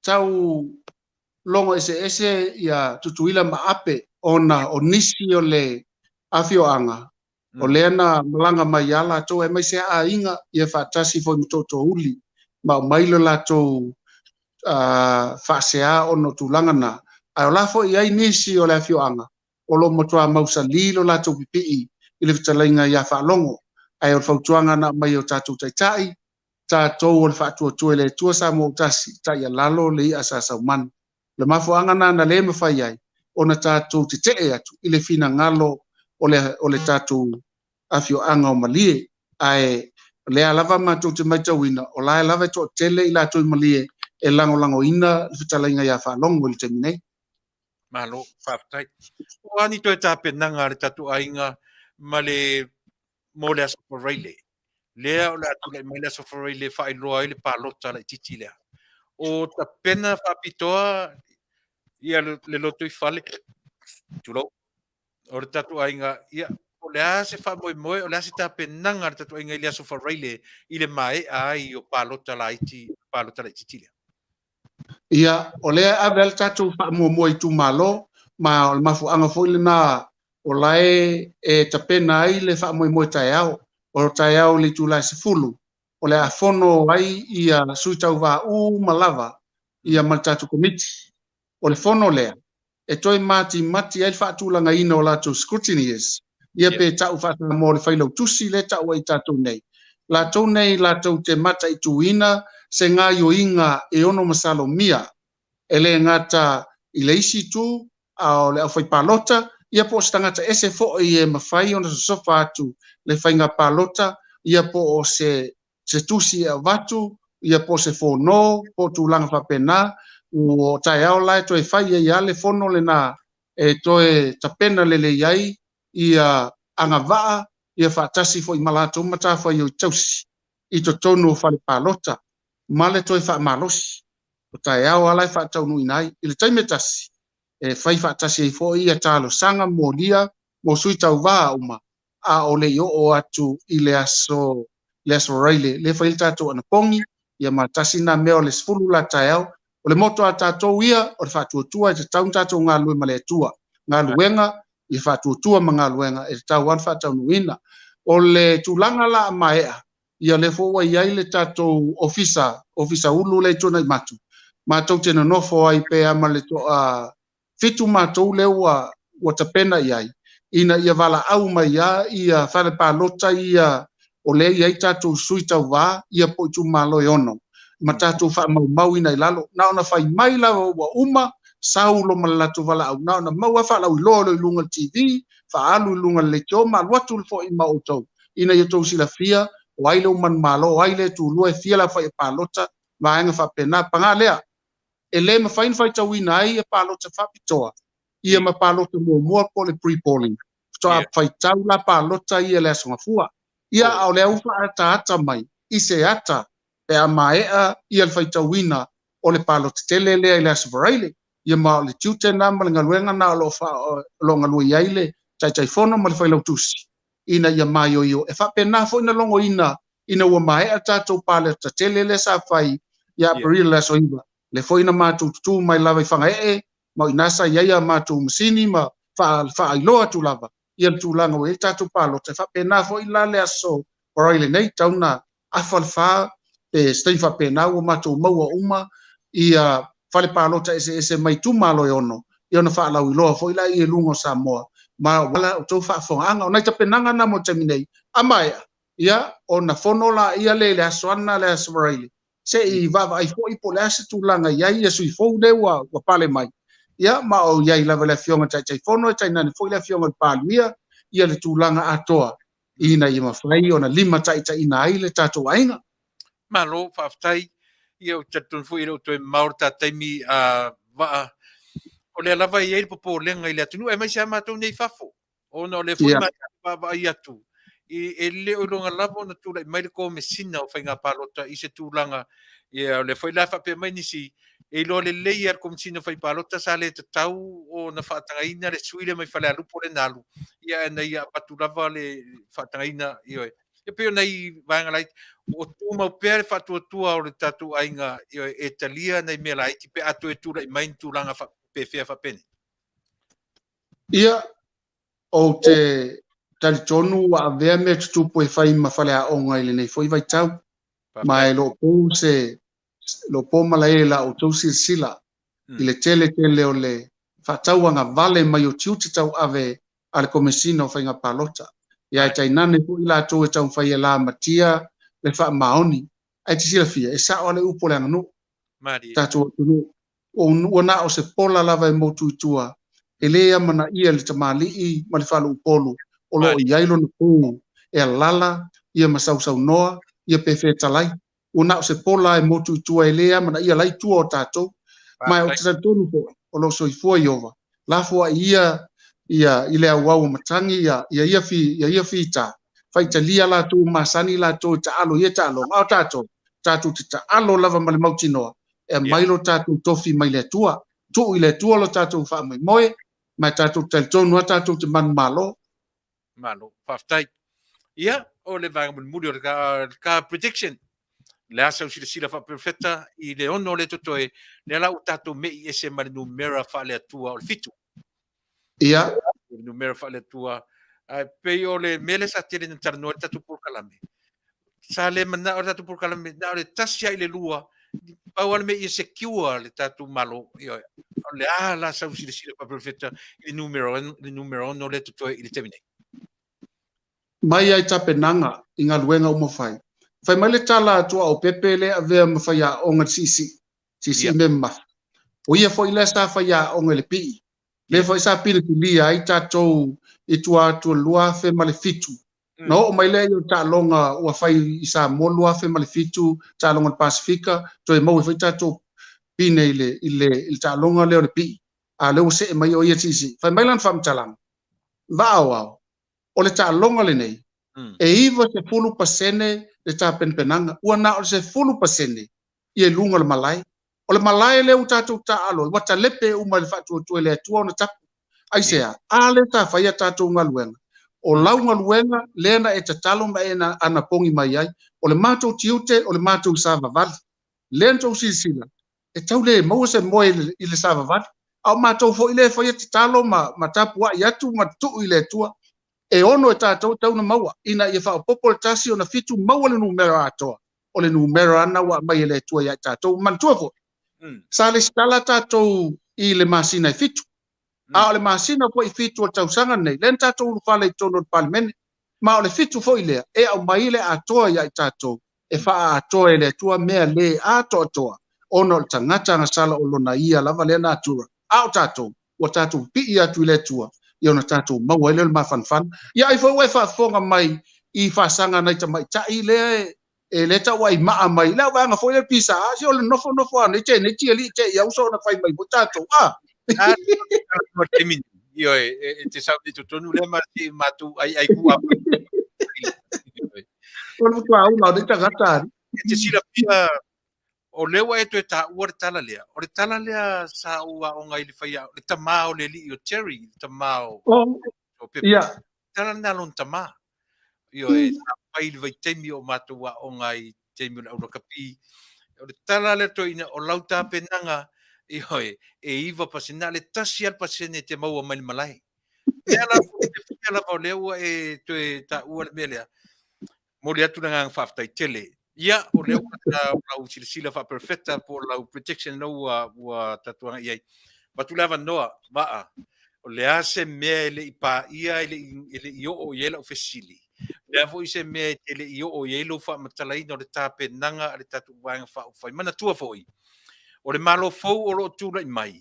O lo na wha vai a toa e tala noa mai tu tonu o le vanga wha ufai. le na e te loto toi ai au e te nā tia se mea mori sila fia le atunu. Ya se tu langa io e mani mele io o e tatu talandoanga mani ofisili. Ma tu leva noa. Ia mo sau noanga mun ma falona. Whātai. O te le mai loa pēna tausi sila mai taimi o tātou tonga lawa pinga. Ia i lātou nā au e whai e tapenanga mō tātou lotu Afiafi. Ia ma lotu tai au. Wai whai tātou lotu tai au whai lotu Afiafi. Mali. O te le loa la pe o tau mai tau mai le taimi nei. Ia i lātou whai lotu. Mai a tātou tapenanga le taimi nā. E le i au sia le tele o minsta o na lātou talia ina le avea o lātou mtangata whai lotu. A le taimini, ua whai lotu o ma minista, ma o le whaasolo, to e lua minista, umalo minista. Iai fo isi whai pule matua au ngā tai whai lotu, ua whai lotu o ma whai pule, leu whaasolo le lua. O le a se mafuanga, ua lātou talitonu le atua le ono Manuia. Ma o le malo si anga na le whaatua le atua sa mo utasi. E a fua loa na telo tātou sa, ai tātou i sa le atua ma tātou ese mai ai. A matalona matanga oa ma mama lo oa ama mama taloa i lo tātou wha moi moi. Ma o te tonu fo i o tau tanti tau nunga le nā. E mulinga tu fo i se mātou si i se mātou tala. Ai a whai ele iai le tua. Ele i ai ngoto sa fo lau al whātou tua le tua sa mo tasi. O lo tātou malo si anga nā lau sunga Tuilaepa. O whaapine. E whaapine i le i o e ina le fionga le pāle mia. Ma le ka peneta mpulu na wina. La fionga le sui pale mia.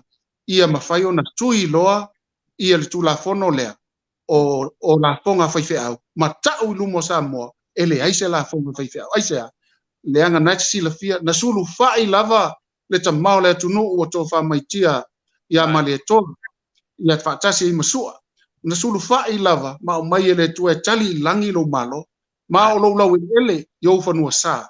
Le na sulu iai le atunu, le mafua anga na, o le mātou te mapu whana, aise ai, o na mātou te ioe, e ta taun tātou anga wha le atua, mafu anga fwoi nai, le tauan tātou a mana ia le pola mauti tua le telo, mea le whai mai stoi o Tuilaepa, o matua fwoi stoi ina, wha maangalo ia tia, wha maangalo ia i lātou laitu, a wai le tātou te le tutusa, o tātou wha nau whiwhilia le atua, e tau aveina sa mo le taimin nei, e toi ngoto lava lo tātou sa, pe a whai ma tātou apa ia e tau i masui ia lātou, Fata fea pela tau ia la wau ele toi poi mai ai tātou walo atu il tātou malo si anga o le atua. Tai. Ia o te manatu o leo tai si ui wa whaftai tele mo le saunoang whala ai au. Io e le ngata le tātou atunu whafonga ia a o nai o tātou sui foi mar tātou ainga o lo alo atu i tālonga ta fe le teimi le nei wa io e lau whetalainga i nei sui tau wa. Ai mai sei la le mau o fai taunga a muri le aso faraile. No winga le ale le tuale mo e resi tau ile aso ngafua. Tu le fai taunga muri ile aso ngafua. Ai o lea. E mafana upu o le tama ftanga martatu ile ne ia. Kasi ona lava e mau ia o fo tanga le tua e te matawina me fa le tua e fua uma mea ile apa mai o le tua ile tangata e mana tua na ia. Mele tele langa whaftai i lau fionga i le Tusiusi o le tatu ainga whai lau whatalenga sa le aula mo le neiva anga muni o ta Polokalame ia e Malo le finau Malo whaftai lango i le tamaitai palemia o le taitai fono o le sui palemia o le fonga whetalai o le sui fonga whetalai o li tamaitai kapeneta o lo o matai tua lava lo roto lo toi ai o lo whai lava oe e te tamo e le vai sua lea ia wa lava le tautuaina o le tatu ainga whau whai ia te nane le tatu o tunu Samoa me lea e le tua pea lona vi inga ona o ngā ruenga ona e ngā rue ai matu tonu tatu ainga alo fatele atu i le fionga i le tamatai palemia le sui palemia ma le ainga atoa ia nei teimi ia fatu famia le tatu atu ia mata fatu ai mata ua ia so tele lava mo nei ava noa Tuilaepa i nei tula tatu atu no ue whaftai tele mo talo sanga whaftai mo la o tau tapu ai talo whaftai mo la o tau tapu inga i le ngata i se leni ai whapea foli vale alofa i o tatu ainga o le me moni ana le se anoa i o lo tau maa au mātou te le whapenei lo tātou atunua Samoa. O mātou te talo, ia tātou te talo whaatasi ina i Manuia Samoa, awani e ini mala, ave esen fuafuanga le anga le te Apollo, ia sau mauli le tātou whainga pālo talai titi, lea u fuafua ina atu, mō le asa wharaile, tātou ngā loe whaatasi, iai fo ila mātou mai tau, poto lava le tau tai sela na atu, ia mo le asa mātou tala o le tau tamali ila u whaafunganga, malua vei fale, la afua il tangata lava ia, wana anga o le anga sala, ia e mātou te talo, matua atu ina, tātou toi wheilo a i foi, i se si foi tae au ena e mai e le tua e ala i whatanga ino a o le sunga, ia Tuilaepa, ia whapea foi toa whionga, ma tātou ngā lue whatase i lungo pe au ngalu ngalo le ea. A mole tu la nei, le ava malimi ngau, whaafitai tele, soi foi ia. Tai, toi fua mai, o ta ura Polokalame o aso lua uma, i le lima i le Afiafi, whaafitai tele waa, ka whiroa, Ia, toi fua. whiroa. Ia, le nasa mo utou whaafongfonga mai, ia i le tu lalo foi, ia ma le tau mawhai mai o le whailau tusi o le tatu ainga whaupwhai, ia mo le tōra ula wina o mea o lo tupu i tutono o le loto i whale, ia o le whatuatua i le atua sa mo peo na whai atu, o i o lo kuka mai ai le manongi o tau mawha o lo whapea o na tausia ai le malo fou ia na whai unga whai. Ia mawhai o na tūra i mai ia le malo fou o se malo e fausia i le ono, le 50% o na whai unga i le ola whaaleanganga ia e tasi le nā vaenga tāua o tatu Polokalame lea ma le sunga whalau tusi o aso lua ta i tasi uma lava ia o te tautua i na tuai o Samoa e le ngai ta tau ona e sila fiam o malama ma tato uma po o a mai to tonu o le loto i whale i le mea o lo o kuka mai ai manongi i o lo o tautua i nai e le malo fou o e ma uma tato uma Samoa ia whapea o na whamanuia le atua i le fionga tumutai parimia. E mora tamiei? Ia. E ta e statu pesi uva tu tatu taimi so le la umar tatu taimi o leo te va tu ua oi so le toi lua sumar faminu te tar tatu taimi ia se tar tatu pesi le vai foi ono foi ma le fa uma te isi al tatu taimi mar pisa alia io ona eli tu foi tatu telefon mai Samoa ia manisi o tatu fasalongo fa Pisinisi ia ai tatu le io o le vaenga muli o tatu Polokalame me leu si me lau fafonga ia i le pese mo i tatu i le vaenga o le Afiafi vai tatu foi.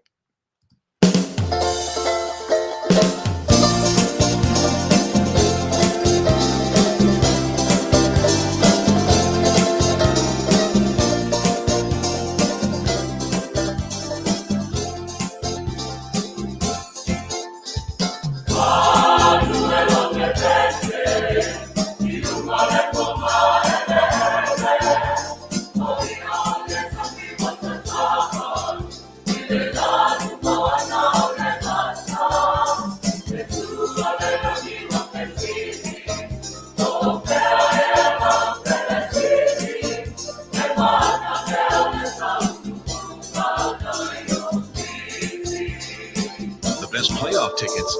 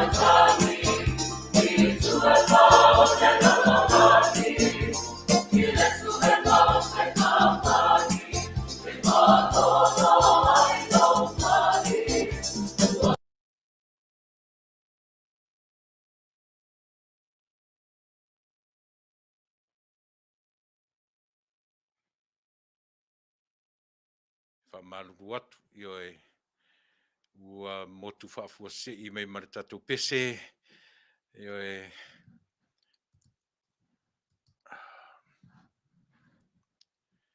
Ia, au tarwhenga I fui langa o leo toe maurta tu teimi sa mua lau whaafunga. Ia, leo wanga I mai I le whai unga o tatu Polokalame. Si a watu tatu tarafo leo o vai atu leo taunu mai tala mai Samoa. Ia, si mena whaafunga. Onga o le tai au fau mai a pia ma ua tamua. O tau fia il fal mai mto atua le tino se atali e sulfata sanga. Ina ia whaia ia isa suenga faa fo mai I le mafo anga olona maliu. Il famtalanga matua I leo o le la atali ilea e lea onga ai faa tawana o loa le awala. O le tali mai lea le sui komsino leo le fionga au apa au longo I tino Filipo ina uafsilngia le geopolensia faa tau ile mta upu. Na mawatu e se li ina alu ilana whaato anga I moa ai tau tuai wa le tia whaatasi vaenga o lona tino ai pe wa whaito waso talu na maliu. Ili tali mail sui komsina na tau tino e mātua o le latama wa lua vaya so talu o na alu ese malolato ainga ai masani ai lava o na alu I tai vayaso. O le masina talu aina lato tala noa ai li telefoni molta I mulmuli. Peitai I ulua isa ilinga leo o atangi ai e pule leola. Ai ua polo I ai lava, le whaia leo se suenga whaafo mai e wā ili tonu ai, le mafua anga o le maliulilo o le atali I. I le vaitau o le kirisimasi o le vaitau fo I o mea lofa, fo inga ai o fesosoani. Lea wata muai le pulenga o le suabai po le Samoa Water Authority, mo le api o tangata iei a Afianga o le mafaufau le Caution Trust I moa. Elena o le pilivai le Caution Trust o fesosoani ai le Polokalame whaapitoa o le charity a le pulenga o le suabai. Sao nolta mai tai pule le Caution Naomi Israngi o maoto le lotoa wa leva whaapena fo I leina paipa o lo ofta ia isoloai. Mai o le mafuanga le na o le mama o le vai ma whaatupula I ai le lato pili vai. Peita I wa mawal wha le tonu, mai wa whaiane I ai I le tongofiti po le fofo le pulenga o le swa vai. E le ngata o le fsosoani le lato pili vai, ai wa avatu tane vai ta itolu wa felita e lua, e whaatumu I vai paipa mo le lotoa. E silia se fulua li imta tai o lo tausi ai lalo le vainga le Caution Trust, ma le mtanga luenga le soifua malo loina. O lo whaafta iai e le sunga na o mi le pulenga o le suawai mo mea lo whataua. Ai, o whaamanuianga o le kirisimasi I ana pa anga uma. Na tongi whafol whaamsinonga mawalunga Justice Rapi. Tal sanga le sa aveam whaamsino le whaamsinonga whanua suafa e toe ilo ai le whaamutola na tautua. Se launi masflua fetala le su ananai maunga Ioane whaasanga I le komisio whaamsinonga male lo yesili. I le whaaiunga sa whaamalo lo le tu mawaia. Ai mulmuliane whaamutala na ngalue ai le whaamsinonga o whanua masuafa. O le sa ave ai mwhaamsino na ia umia le suafa tu umatabai mai sa fune I savai. Aina toe solo ia le whaamsinonga o whanua masuafa le lua fesfulima a o le I ave ai mwhaamsino le whaamsinonga o whanua masuafa. Peita e lua fesfuluono le masino au kuso o ia sa to o wha iai whaamasino na tofi I le mta upu I savai. Ai o mta upu tonu lava lea e tala no ai suli toto le suafa tu umtabai o sa fune. Faitau vai aso a ole iwala a wale mta upu lea na whailo ai ena nai lona vā male mta upu le a whaamasino po le conflict of interest. Peita ole umane o le whaamsinonga I savai ai masina mulmuliane whaulu le talo sanga whaasanga I whai ungo le mta upu lea o le suafa tu umtabai. Ina ua whaapipi e tuai ma le ngafa o le sa ave ai ma whaamsino. Ai le iangi ai na whaamau I lumo le whaamsinonga. I le mta upu lea, na ta uai le tu talo sanga le mutola na ngalue ua o se whaamamasangi ai o lona ainga. Peita il whai unga le whaamsinonga o ta uai foi, le whaamamasangi ai e na nai, o le whaamaoni o le whaamsinonga. O le lua fesuliman tofi ai lea tamali e whai ma whaamasino o le whaamsinonga o whanua masuafa. Ai whātau sanga mulimuliane, whaamalolo le tu mau whaatasi ai maisi whaamasino e toalua, I se whai tionga, mai le JSC po le Judiciary Service Commission, komisio o onanga al whaamsinonga. Nisi o tala wa se iti ai nei le tūlanga o whāna wa Samoa lo o ngā lue whaaseila, I lunga o maala o loa ma maala upasese I atunu I whafo. Il pepa o whaamtalanga ma le o nanga ba a Samoa o iloa ai, tu so le tolu se lau, wa mawhai o na maua ava noe se iti ai o la tūlanga I lunga o ba. Pei o le avea ai ma li I ofisa po isi tulanga ilunga atu I company va o lo ngā lulu ai. O stasia mana onga o le pulengo o unanga va a Samoa sa iai mai le tele o tausanga o whaapaanga ma company fafo. E se mai ngā ringa whaamai taimi New Zealand Australia o lo solo mai ai tupe a Samoa I ana tangata whai ngā ringa I fafo. Ae o lo toe a matai nei fo I ona la watu ali va a mai Samoa ina ua maua fo o pui ngol COVID ma toe te talai a no va lele mole au whai ngā ringa. Nisi o tala wawhai ai pale palota whaapitoa mo I tū malo umai ono I upolu nei whale ta alo tasi ma le lua I tona I mato I le so. Mo palota mua le uwhaatino I nei lo whai alava whale palota I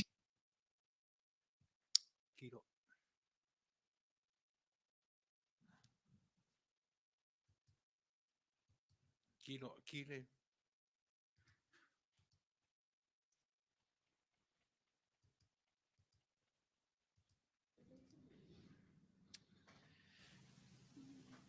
Okay.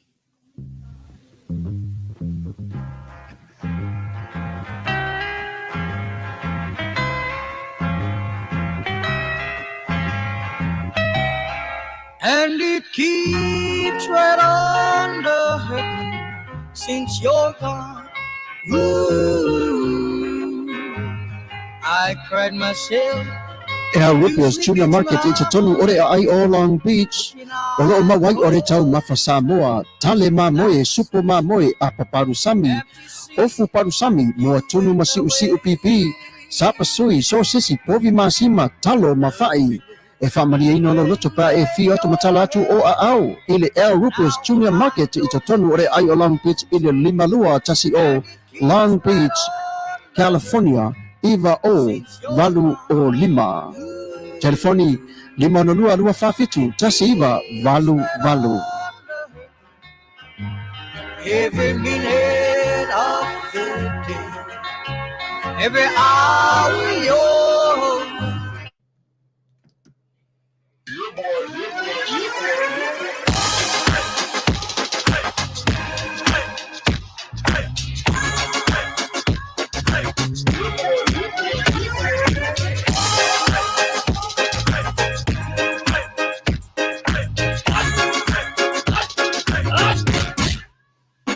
Omi te tonu lau olu au Vale te se nei mai mau Afiafi malu o le tama Baile lau ulu nei ma tala Le lau whaifa pito te tonu Vai ma sai pa pe o se pomu Le la mai loa o le tama se whaalai Nga peseangi so le ngā reo Sofia aile le maua. Talo fai, I o le alo manatu ni nei tegu. Kaki koe mga kua ia sofo I o ka whai whaapusa I Samoa. Kengi o le ia maise arka male I o le matua inga se lau apopo e whai ele uparu sami. Ia le ukaku ni tunu. Ia.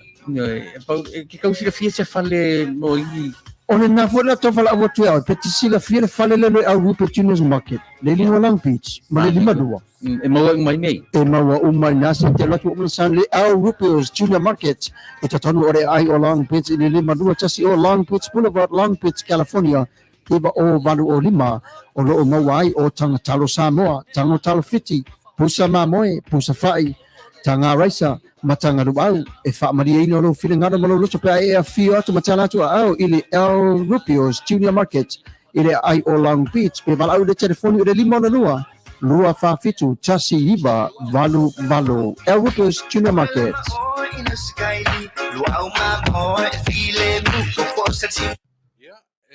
Whapenas, le tautua na le Rupia's Tuna Market. Ia pe ona tautua inai le tātou atunuu, ia mai fo I le lango I le tātou Polokalame, io e masina uma. E whapena fo la ona I le tautua a le Rupia's, I totono a le Rupia's Tuna Market, ia le au onanga a le Vico Western Union, ia ma le Ria's Money Transfer.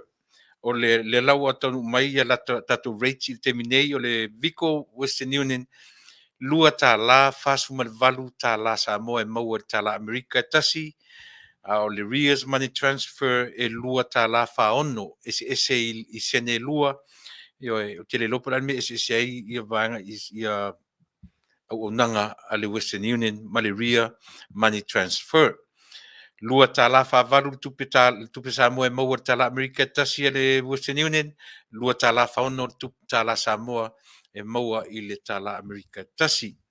Ia, mo i tatou uma o lo fie whaia lea vaenga o soswani Samoa i ainga, ia Afiane i le Europeos Tuna Market mo le whaawa wina o lea vaenga. Pa maruru atu, o lua nei po o lo whapea o na so le motu whafosei o tatou tala mai Samoa, ia o te leo loa po lana mafuanga ia po o tatou devices o lo whaanga mai Samoa, ia e pe o se i tala noa mawhae loa ia i lo tatou sui mai Samoa, ia po lea fuanga o aroi ma motu whapea tatou tala.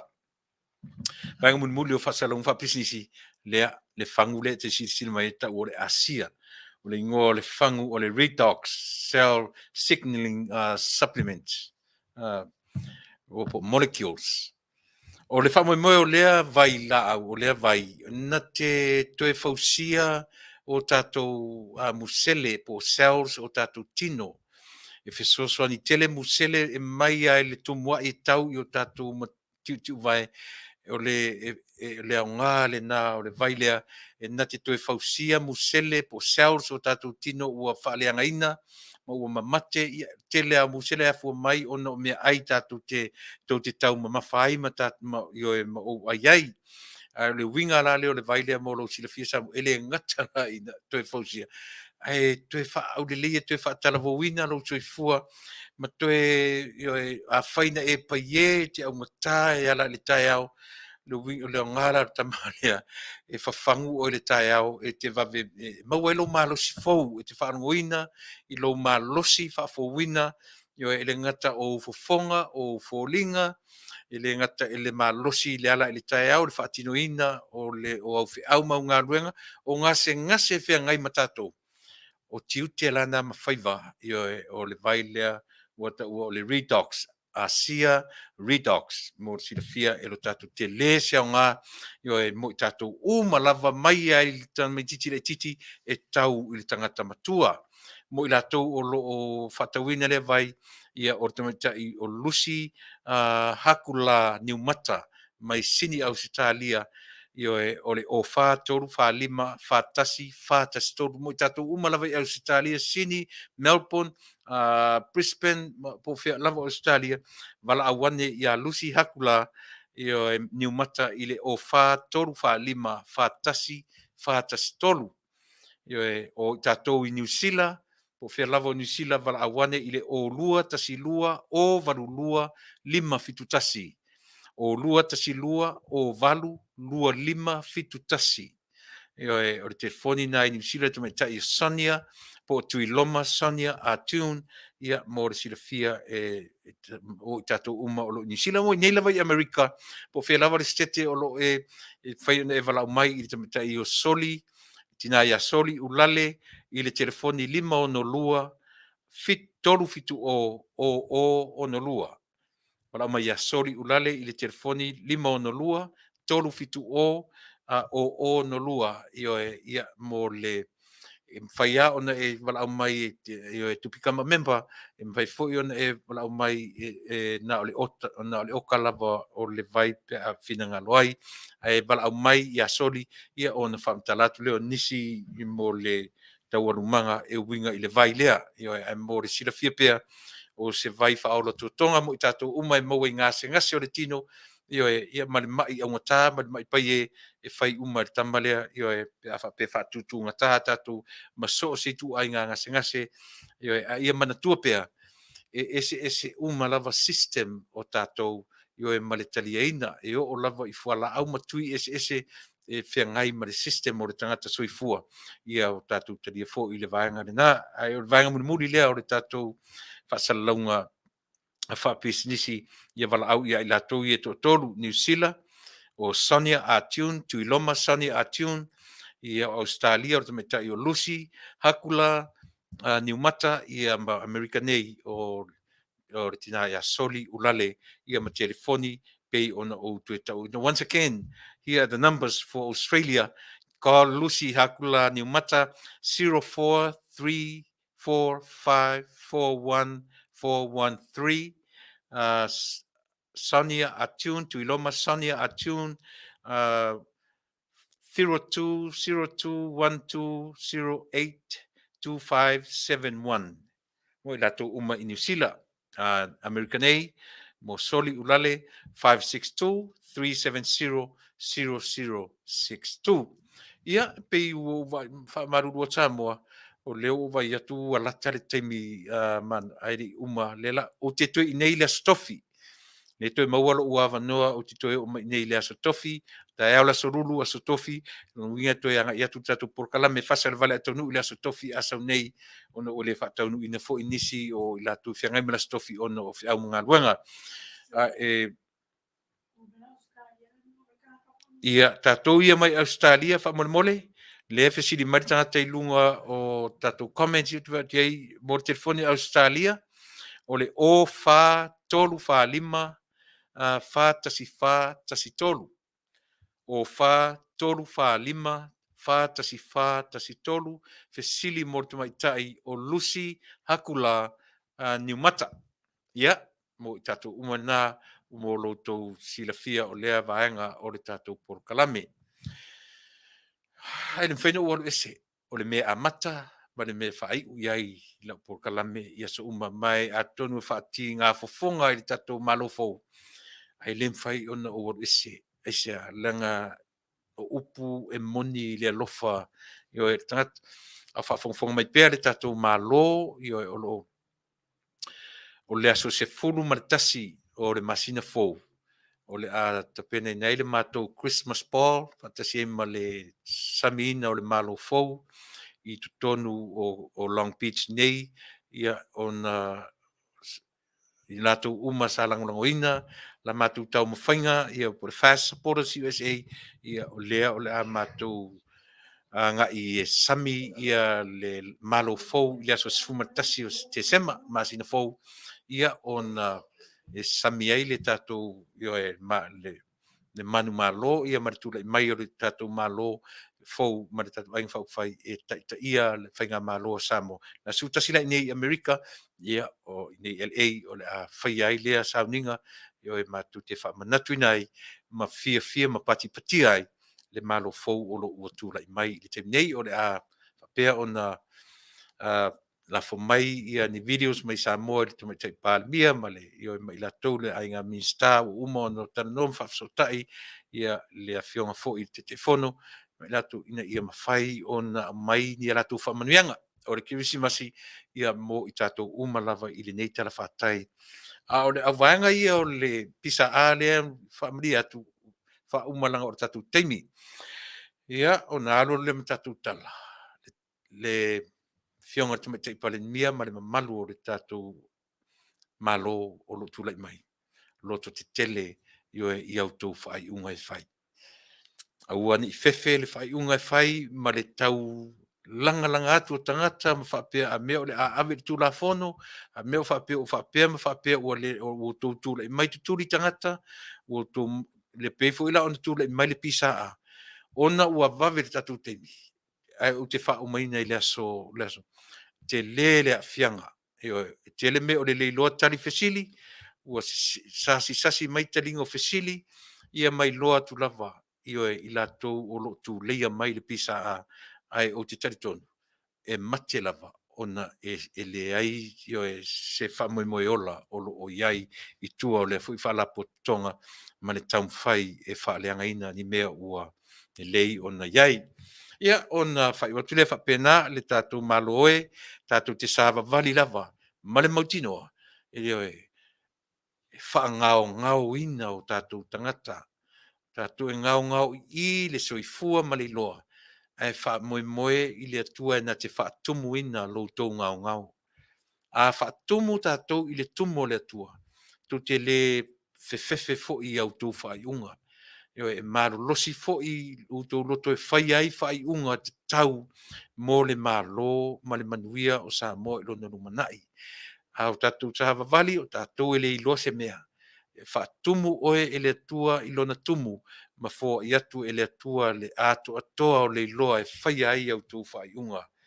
Tātou o mā moe i le vā o luko whi ai. O lau tala muni ai masani o na o wha malo si au atu ai, Tātou sāwawali o tātou o mamoe I le vā o luko whiai. Io e whapēnei mai lava luko ma tau mawhai. Io e whaaleanga ai tau te sāwawali lava male file mu, toa file mu e pe o lupe. Ia tama mai e pe o ngata. E le tau mate, io e le manuia o tau fuafuanga. Mō te minei. Alofa te lea tu whamanuia lea tua. Whamanuia fo I Samoa I le aso tofi nei, I le aso luasu ma leono le pālo ta tele Samoa.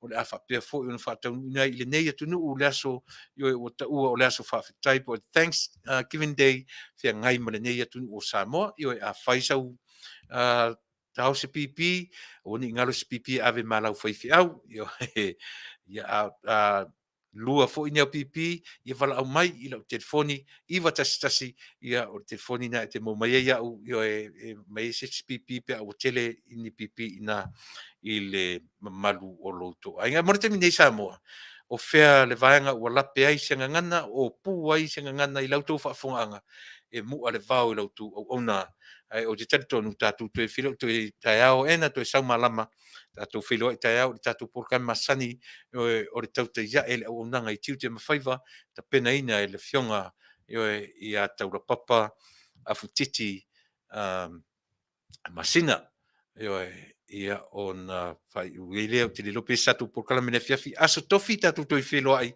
ia mwhasoro tuai, I le fai oa, sa afia fai oa I le aso wharaile, ia mtatuanga I le fui Polokalame na weekend, ai mo te nei Samoa o te whaato wha atu ia te oe, o whea lava le mea o lo e mafuta mai ai, ia tātou mafuta mai le amtanga o te whaato wha atu ia te oe I le trafaman Malo o tātou matai sili. Manuia tele tiu te mawhaiva, tātou toi whelo ai, ia soifua, mai ia manuia.